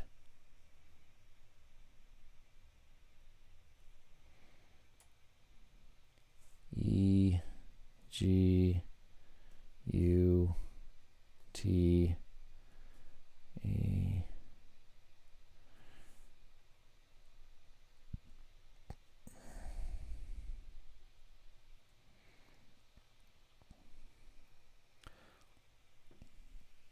I don't know what that would mean. Oh, wait. But it does say tomorrow covers today. Oh, I am going to have to cut these out. Because I'm going to cover them up. And it's going to... Oh, yeah. And it's going to cover... It's going to tell me things. Interesting. Okay, so I am going to cut these out. So I'm just going to cut out these triangles. And... Oh gosh, these dexterity ones always take me such a long time to do, so I'm just going to kind of just keep doing this. That one goes there. That's going to go there. That. To that. I'm so glad that I'm not actually keeping my actual time. I am taking forever on this. That's okay. A couple friends stopped by for a chat, Seth and Maurice. And reminder, next week, Wednesday, I am going to be joined by Tim from Board Game Hot Takes podcast, Riley Stock from the Board Game Community Show podcast, and David Rodriguez from the All Games New and Old YouTube channel. They will be joining me for a live playthrough of Lost Ruins of Arnak over on Board Game Arena. Look forward to them. We've been playing a game once a month lately, and we're gonna decide we're gonna do a live stream of it this upcoming this time away. We've usually just recorded our plays and I've put them up on the YouTube channel here, but this time, since I'm trying out this streaming thing, we're gonna give it a shot. Okay, so there's the past. Now the present says we got to cut out all the green things. Oh my goodness gracious, this is going to take forever. So I'm going to cut out all the greens. And I'm going to be looking at streaming some other things coming up along the way. I'm going to be doing a kind of like an Ask Me Anything type of show coming up. I don't know what I'm going to be calling it. I'm right now the going. Oh, what is it? The going title, I guess, is going to be, say, Talking Tabletop with Mista Rau. It's going to be like an Ask Me Anything type of discussion, or it's going to be, whoops. Oh, well, I guess that's the way it's going to be. And yeah, I have no idea. Some of the things that I want to stream coming up here is I've got a copy of the Dark Souls card game from Steam Forge Games. I'm going to be doing a play of that sometime soon. I'm going to be doing I want to do some Marvel Champions playthroughs. I'm going to be doing some Marvel United playthroughs. There's lots of different things that I want to try to maybe put out onto a stream or make some playthrough videos on. And if I'm going to be doing some playthrough videos, may as well stream them. So I guess that's it. Okay, there we go. Got all the greens. So that's the present. And then the future says, cut out all the things that are yellow. So here we go again. I'm going to do that one now.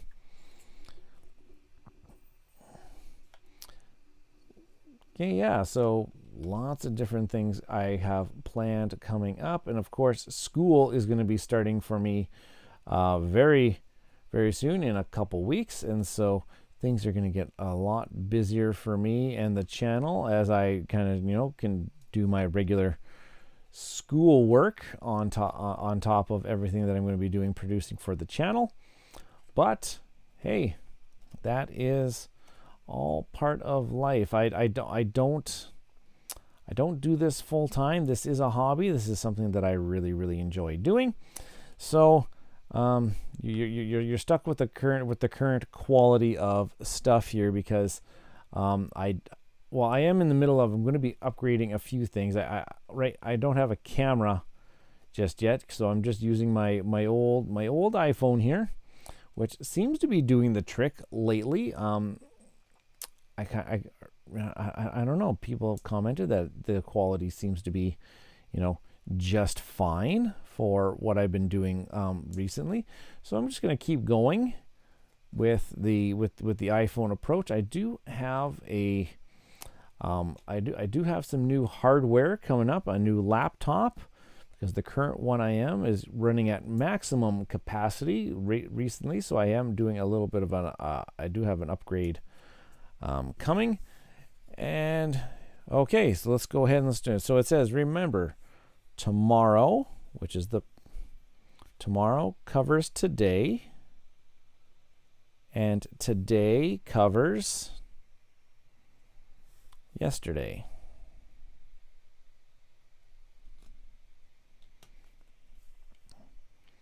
And I see 351.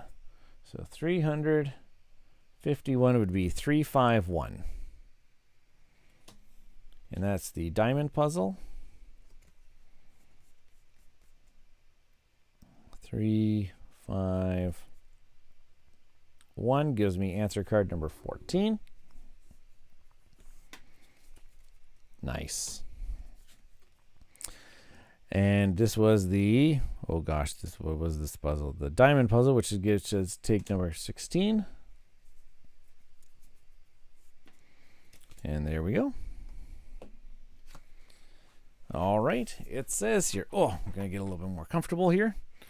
Galadriel's mirror shows you an ominous view of the future, but Gandalf must have wanted you to see it.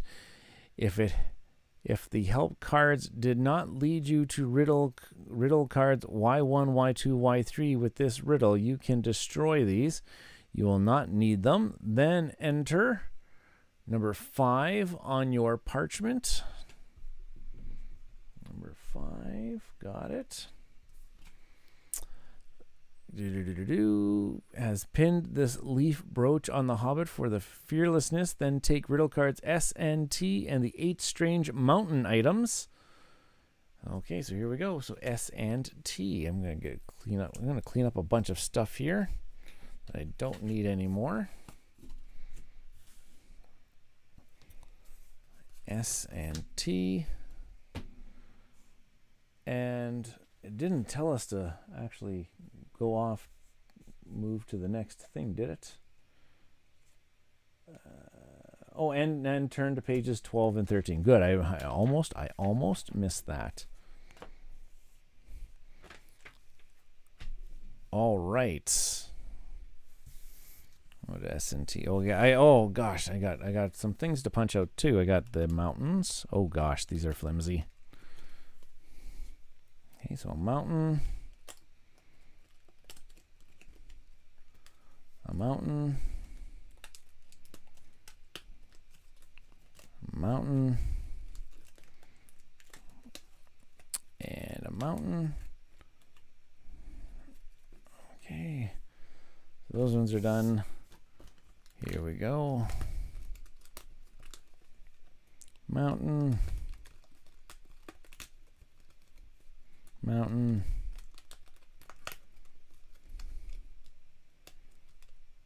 Mountain. And a mountain. Okay, put those off to the side. Okay, so we got a whole bunch of different mountains. They do have some colors associated with them. I'm assuming because there's 4, I'm going to have to put together the ones that have the same colors. So like yellow and yellow go together. Kind of thing.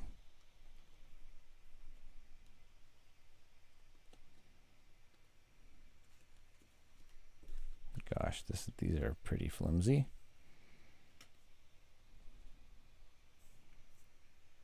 Yellow and yellow.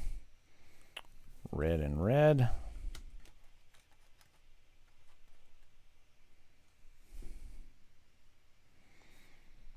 Blue and blue.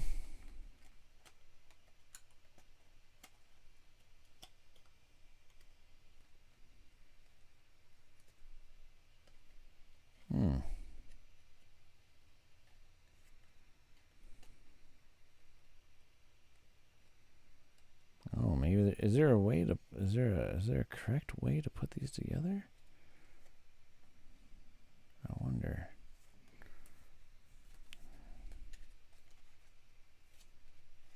I wonder if there is a correct way. Maybe I should be reading here.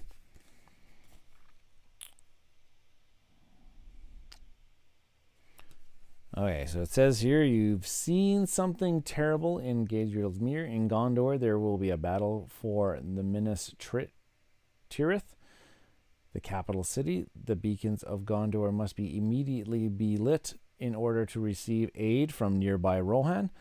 The first fires are already burning, but nothing can go wrong in the mountains.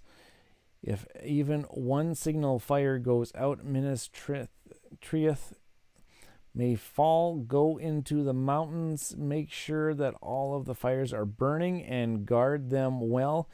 If you look at the mountains from the south, you should see 4 fires while you look toward the... Look from the south, you should see 4 fires. If you look toward the south, there will be 5. The view from the mountain range from the east shows 7, while a look to the east only shows 1. Hurry, hordes. Oh, okay, so I have to look at these. And it shows me how they're supposed to go, so that the 2 trees are actually... Okay, so now I actually have to. So I have to fix this one.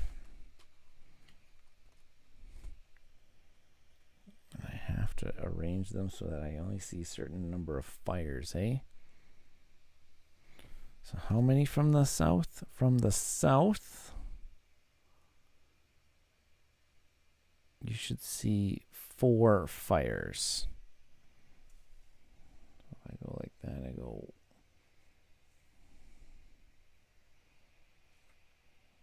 1, 2.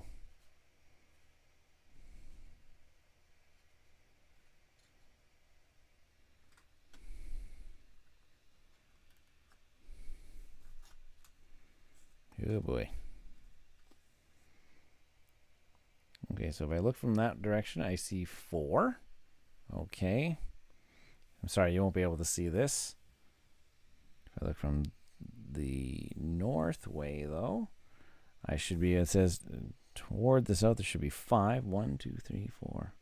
Nope, I see 6. Okay, so if I turn that one again, oh, I still see 6. Okay. So back to the drawing board. I see 4 fires. So let's just say if I don't see, one here, it means I have to somehow make it that I see 2 on one of them. Let's say it looks like that. So I see 2, I see 4, and now I should be able to go this way. I should be able to see 5. 1. Okay, I see 5 from the north. The view mountain from the east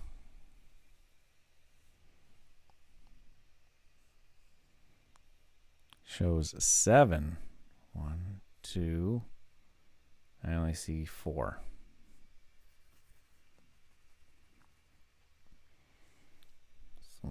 So we're going to need to see lots of fires here. So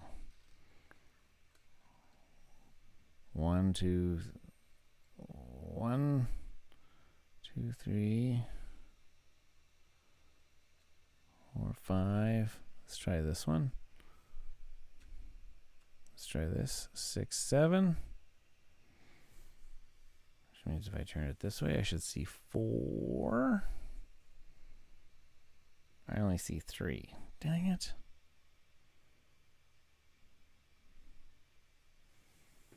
Oh, geez, this is an interesting puzzle.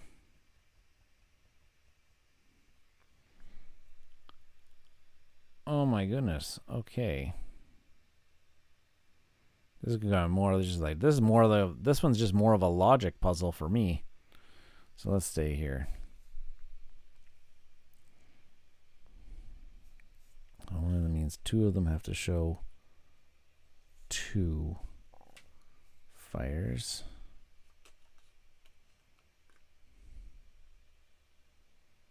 And 2 of them will show none.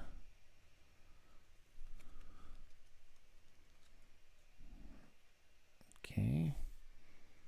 That will give us 4. This way will give us 1, 2, also 4. Dang it.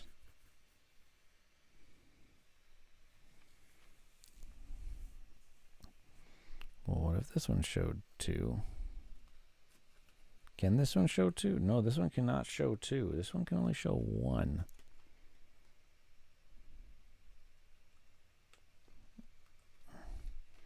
Okay, so I'm going to go with none.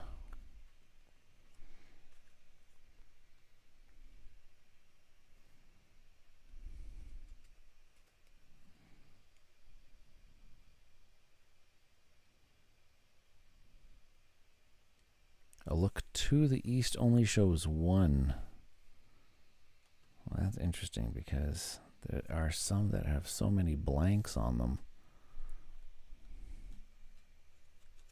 Let's try this one. Let's try this one as a blank. Doesn't have any blanks. This one does have a blank. And this one definitely has some blanks. Okay, let's try that. Then if I look this way, I should see, ooh, I see way too many. Okay, so now let's just try rotating this one. So this one has 1. This one has...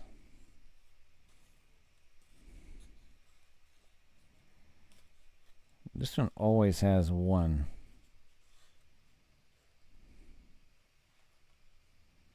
Or 2. So this one has to be showing the 1.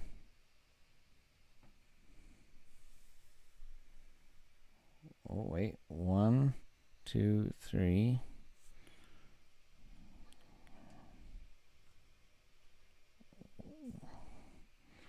1, 2, 3, 4. And I see 1, 2.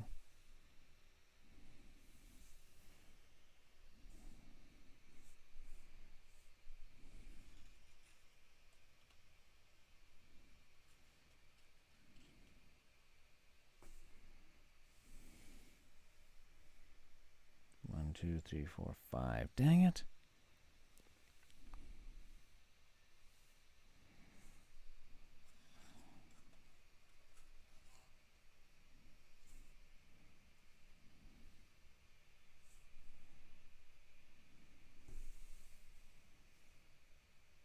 Oh, there we go. 4.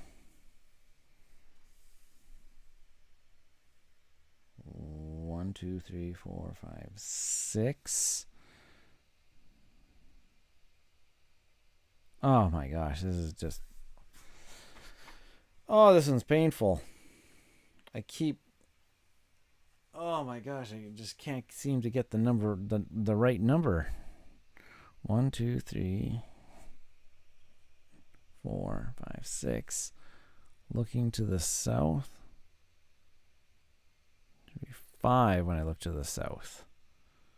That's not going to work. Okay, turn this one again.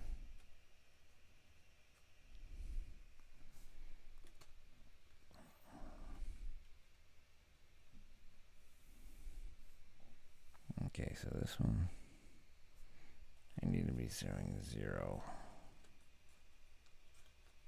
in this direction.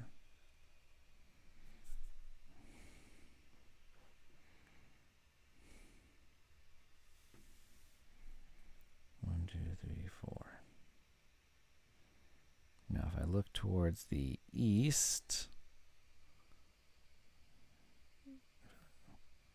if I look from the east, I should see 7. 1, 2, 3, 4, 5, 6. I see 6. What the hell? This is okay. I'm sorry, internet land. I have no patience for this one. I have no patience for this one.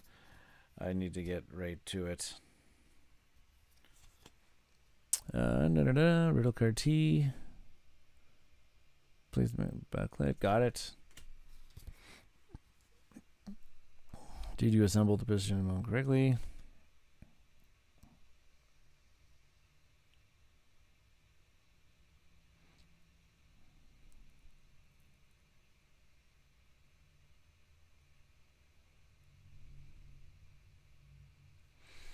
Yeah, I got it.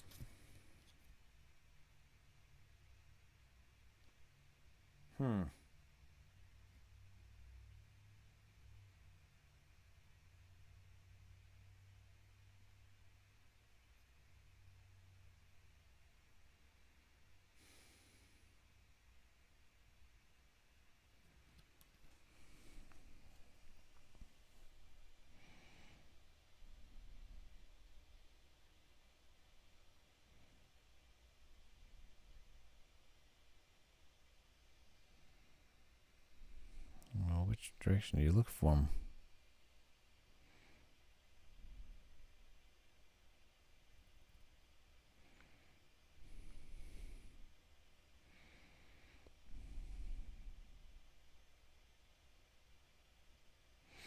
Oh, I see. Yeah, look from every direction. I still don't know what this mountain puzzle is. I don't know. Yeah, I don't get this one. Args. Which way should I go? Which way should I go? Yes, so I know how to do it from this side, because this one always has to have 1. So obviously it's not that one. Maybe it's got to be this one. So when I look this way, it has to have 4, which it does. And I look from this way, there is 1, 2, 3. Oh wait, towards the east. From the east, there's 7. And there's 1, 2, 3, 4, 5. Oh! I think I got it.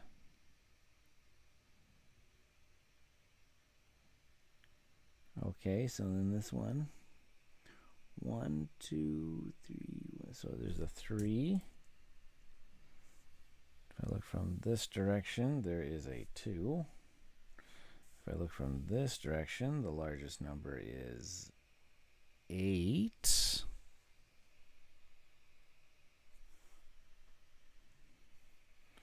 And I look from this direction, the largest number looks like 7. So 8, 7.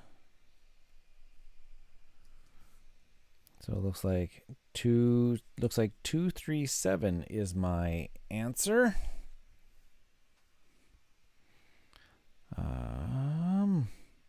Which one am I doing? Triangle. 237 gives me card number 25. Oh ho ho, here we go. And this was the triangle puzzle, so I will take card number 30. Ho ho ho, there we go. Put number 2 underneath the shield.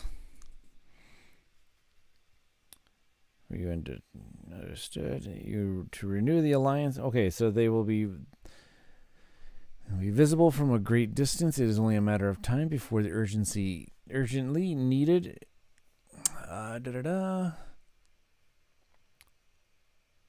Understood how to renew the alliance between the two realms of Gondor and Rohan. Another difficult but essential task awaits you on pages 14 and 15. So I'm assuming that these can go away. And these seem to be this seems to be the last thing here. I don't need those anymore.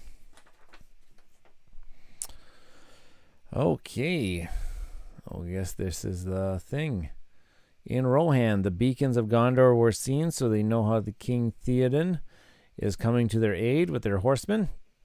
And now there is hope for the White City. You, however, have no time to linger in Gondor any longer. You learn that the Fellowship split up some time ago.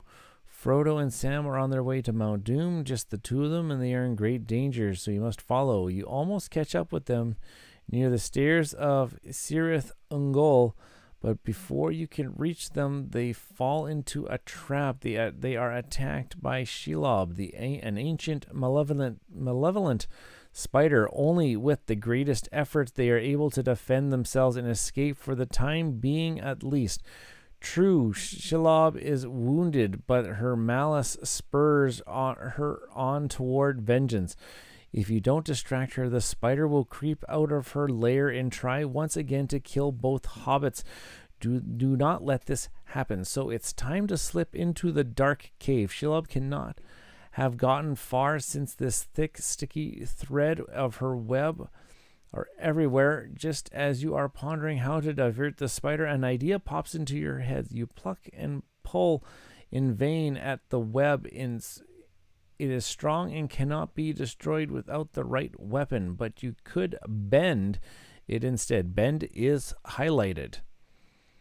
Place matching things on top of one another. Start at the top and then the bottom, then right, and then finally left. Then take a look at your work as a whole. Slender strands of web barely visible with nonetheless a touch one another here and there now show you from large to small how to continue.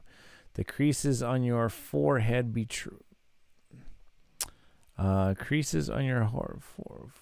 forehead betray how hard you are working to save Frodo and Sam. Hurry up and make some progress before she'll up. Okay, there is some letters here that were highlighted here. The creases on your forehead show how hard. U with a U, N, E, S.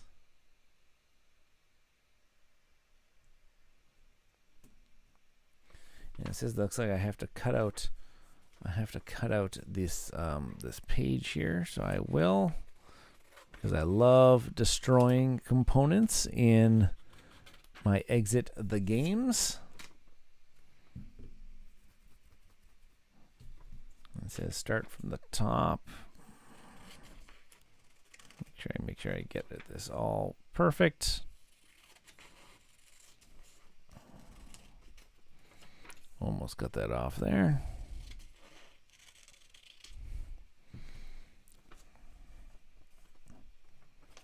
Okay, so orange to orange.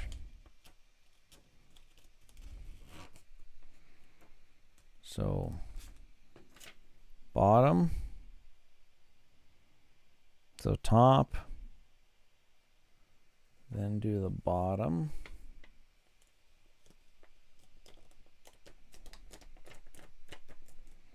That, and then the, what does it say next? Then the right,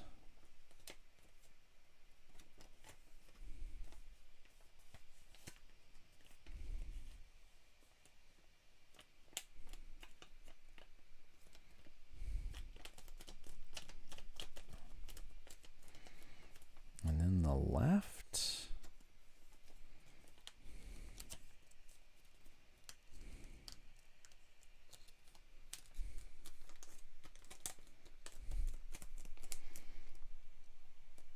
Nevertheless, touch one another here and there. Now show you from large and small the creases.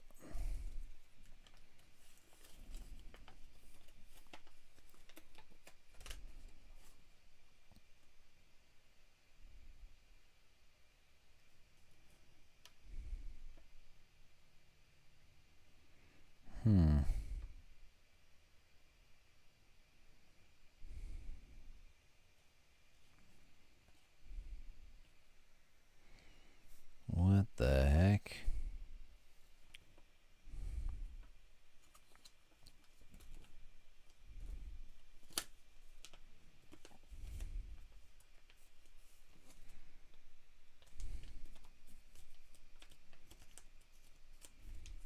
Okay, so I got everything all folded.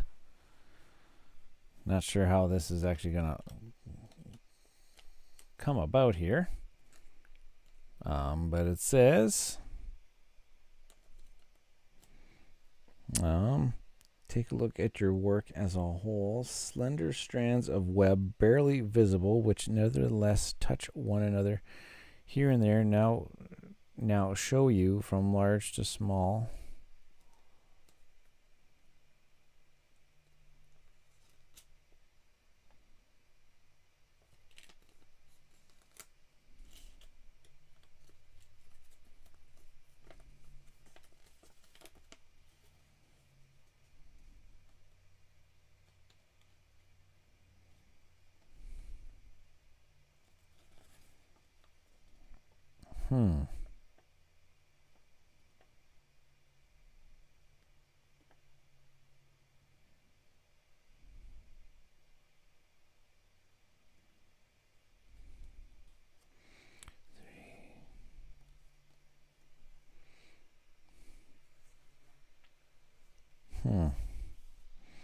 Creases on your forehead betray.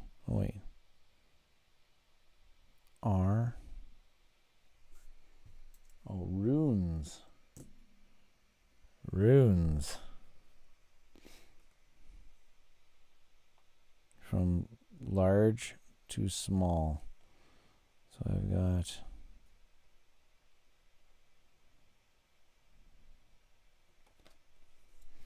Oh, there's runes on here. I know that. There's one that's kind of like an H-ish. Yeah, there it is. H, that's the 5. Then there is the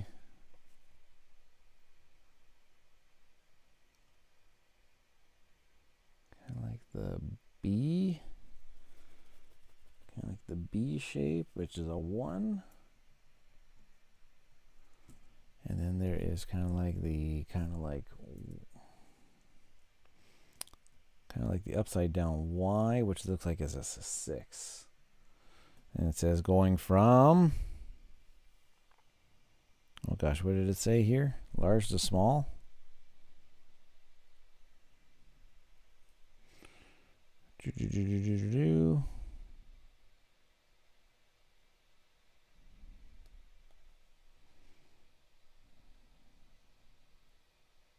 Large to small. So 651 is answer card number 20. Oh boy, there we go. Spider was number 10. Here we go. I think we're on to the nitty-gritty. We're down here. The potion here is number 8. Yeah, we're on the last. I think we're on the last puzzle. Thanks to your heroism, Frodo and Sam were able to get away, and not only that, on the floor of the cave you discover a vial of the spider's venom. It may turn out to be useful. Enter the number 8. As proof of your extraordinary attentiveness is a difficulty task. Take riddle cards U and V along with the strange transparency. U and V and this transparency. Just try to get everything out. Okay. This is the last thing. Okay, here we go. One final task lies before you. Frodo and Sam have arrived at Mount Doom, and Sauron is doing all he can to find them. His terrible eyes gaze down over Mordor and fortress of Barad-dûr. But he must not discover the hobbits. The remaining companions ride towards Mordor with a great army, with Aragorn, once called Strider, at the front. The sword of Andúril in his hand gives hope to the people of Middle-earth. They are riding towards the Black Gate of Mordor in order to divert Sauron. Aragorn's army has not yet reached that Black Gate.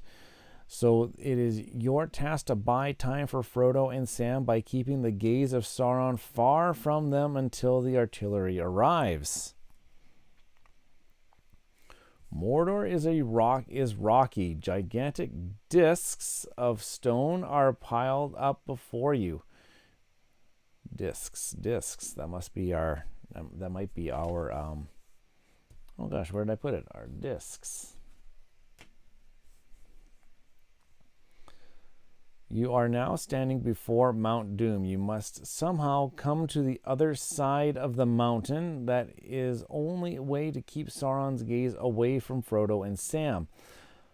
Sauron's gaze will follow you. His eye sweeps back and forth. The experience that you have gathered during your adventure will certainly come in handy. Your task now is to hide your knowledge and skill from his sight. He cannot know what he cannot see.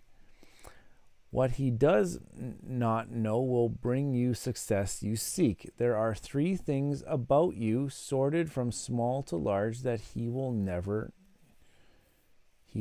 know.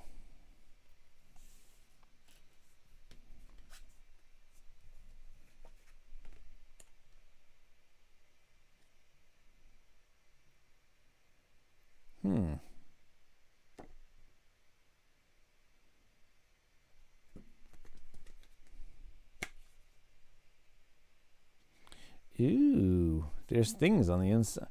So if I can take apart the disc, can I take this apart?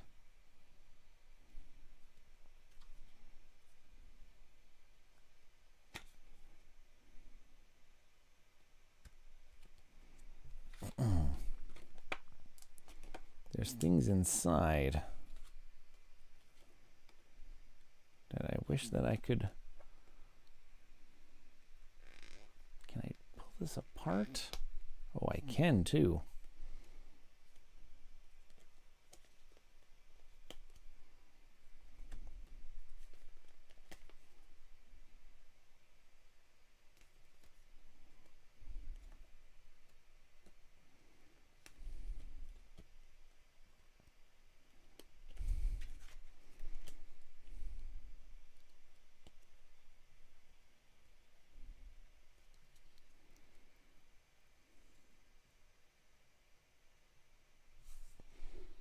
Can I see though? I can't see anything.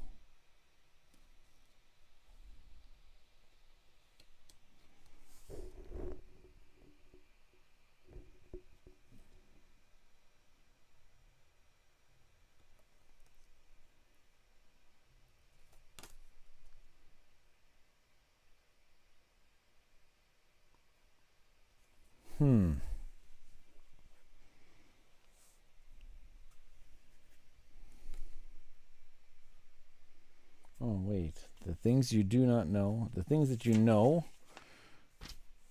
Okay, wait. What do we got going on here? We got... There are 3 things about you sorted from small to large.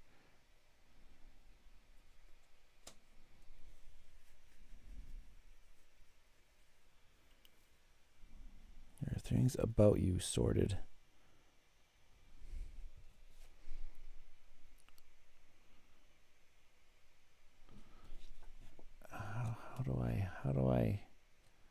How do I use this though?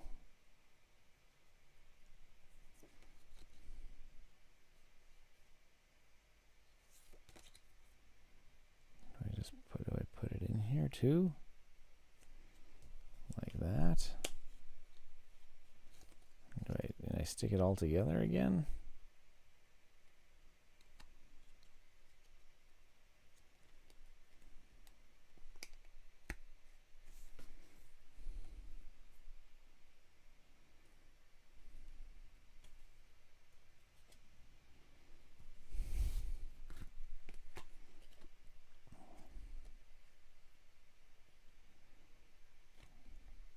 Oh gosh, I'm trying to put back the decoder disc, but it's not working. Let's see if that's gonna work. Okay, there we go. I got the decoder disc back. No, it fell apart. Oh gosh, this is horrible. I'm not good at these things. Putting these things back together.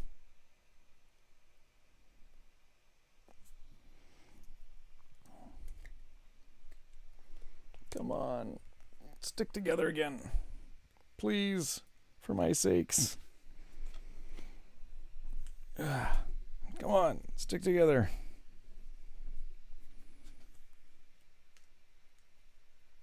I didn't. Okay, so keep. Okay, there's things that he knows that. What are the things they know about me?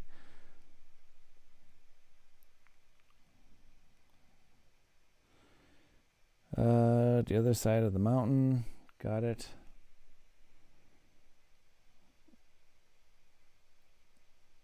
Task now is to hide your knowledge and skill from his sight. There are 3 things about you sorted from small to large that he will never know.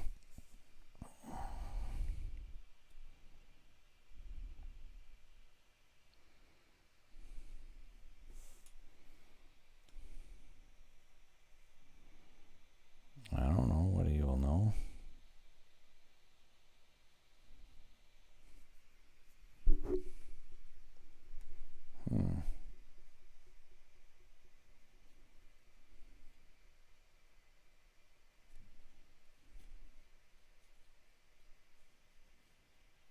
Oh gosh, I hate getting to the final puzzle and everything is just all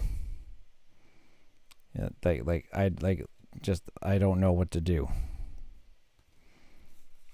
Okay, so I'm pretty sure we got it. So riddle card V says the other side of the Mount Doom. Take a closer look at text bold in riddle card V. Got it. I already know that. And then this one says, disassemble the decoder disc on the back side, largest wheel. You'll see some interesting stripes. Yep. Sweeps back and forth. Real car V goes on to say, this must refer to Sauron's fiery eye. Place transparency on the back of the second largest disc. Oh, okay, so I'm not actually supposed to put this all back together, but I'm just doing this piece. Okay. So what do you see?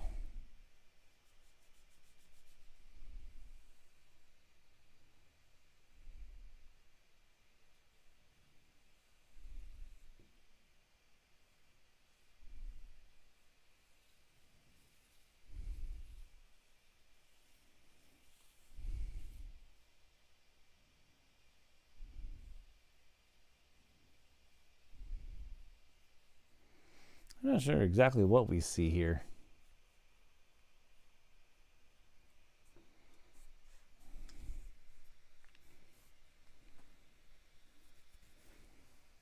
Like the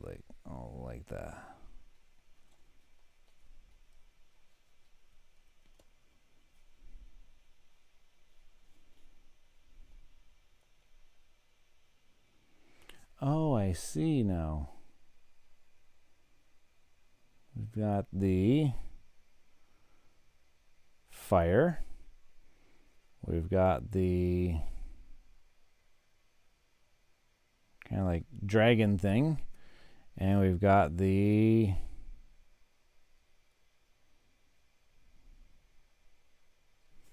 this.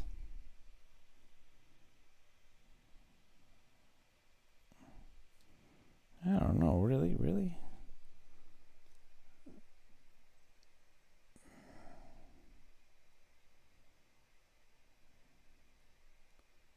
Yeah. Okay, so we got this, and this.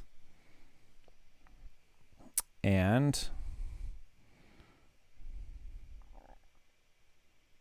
so now what does it say here?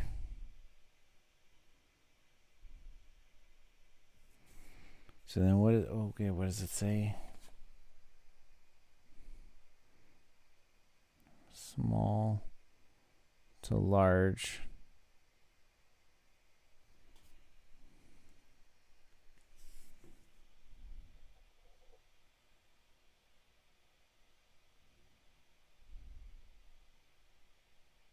Yeah, okay. What's going on here?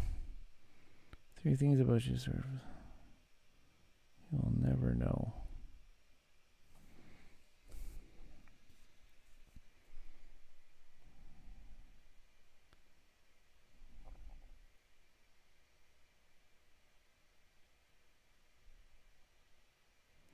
Oh, there's 3. Oh, I see. If I go across this thing, yeah, we will find everything except for 3 things. And the 3 things that he can't find. Where's my pen? The 3 things he can't find are this one, this one, and this one. So 2. Oh gosh, now how do I? 2, 5, 7. Now I gotta disassemble this thing again.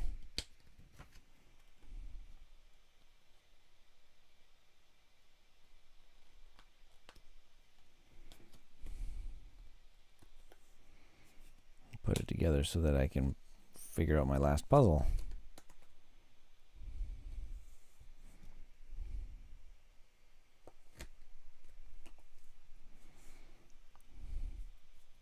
The circle was 2,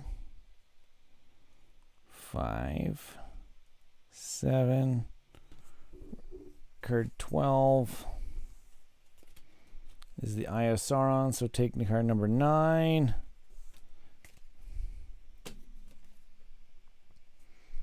It says done. Stop the timer. We are good. Whew. Finally. Finally. You were able to keep Sauron's gaze away from Frodo and Sam long enough. Thanks to your bravery, Frodo was able to destroy the One Ring in the fired Mount Doom and save Middle-earth from the darkness of times. Destruction of the One Ring stripped Sauron and his power, and his armies were scattered through four winds. It was a day of hope, joy. You feel exhaustion in your bones. Aragorn is crowned king, and you are invited to the coronation. Take riddle cards W and X.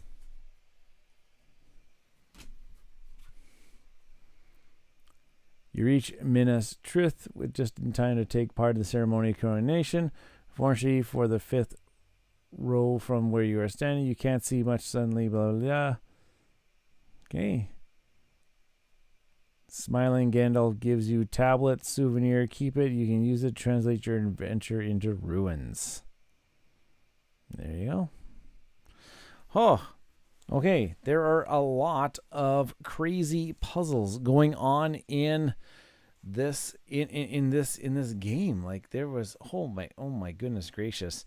There were like it started off really rough for us, but I guess we found our groove there. This was a level 2.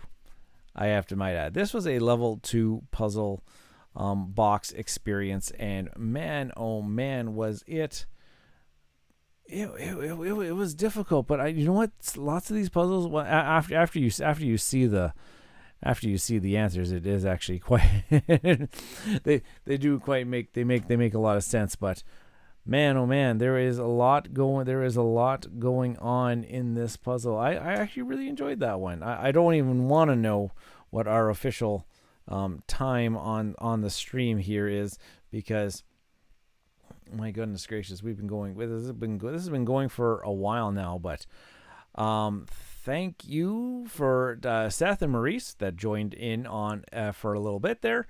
And yes, you'll be catching me again next Wednesday, August 17th, for another live playthrough. We'll be having Board Game Arena, Lost Ruins of Arnak with Riley Stock, Tim from Board Game Hot Takes, and David Rodriguez will be joining me for that adventure. So please come on by and say hi and watch us play and chit chat about all things tabletop. All right, folks, I've been Ryan from Mr. Rau's Gaming Rants and Reviews. Like, comment, subscribe to the channel, and this live stream is officially over. Thank you, folks.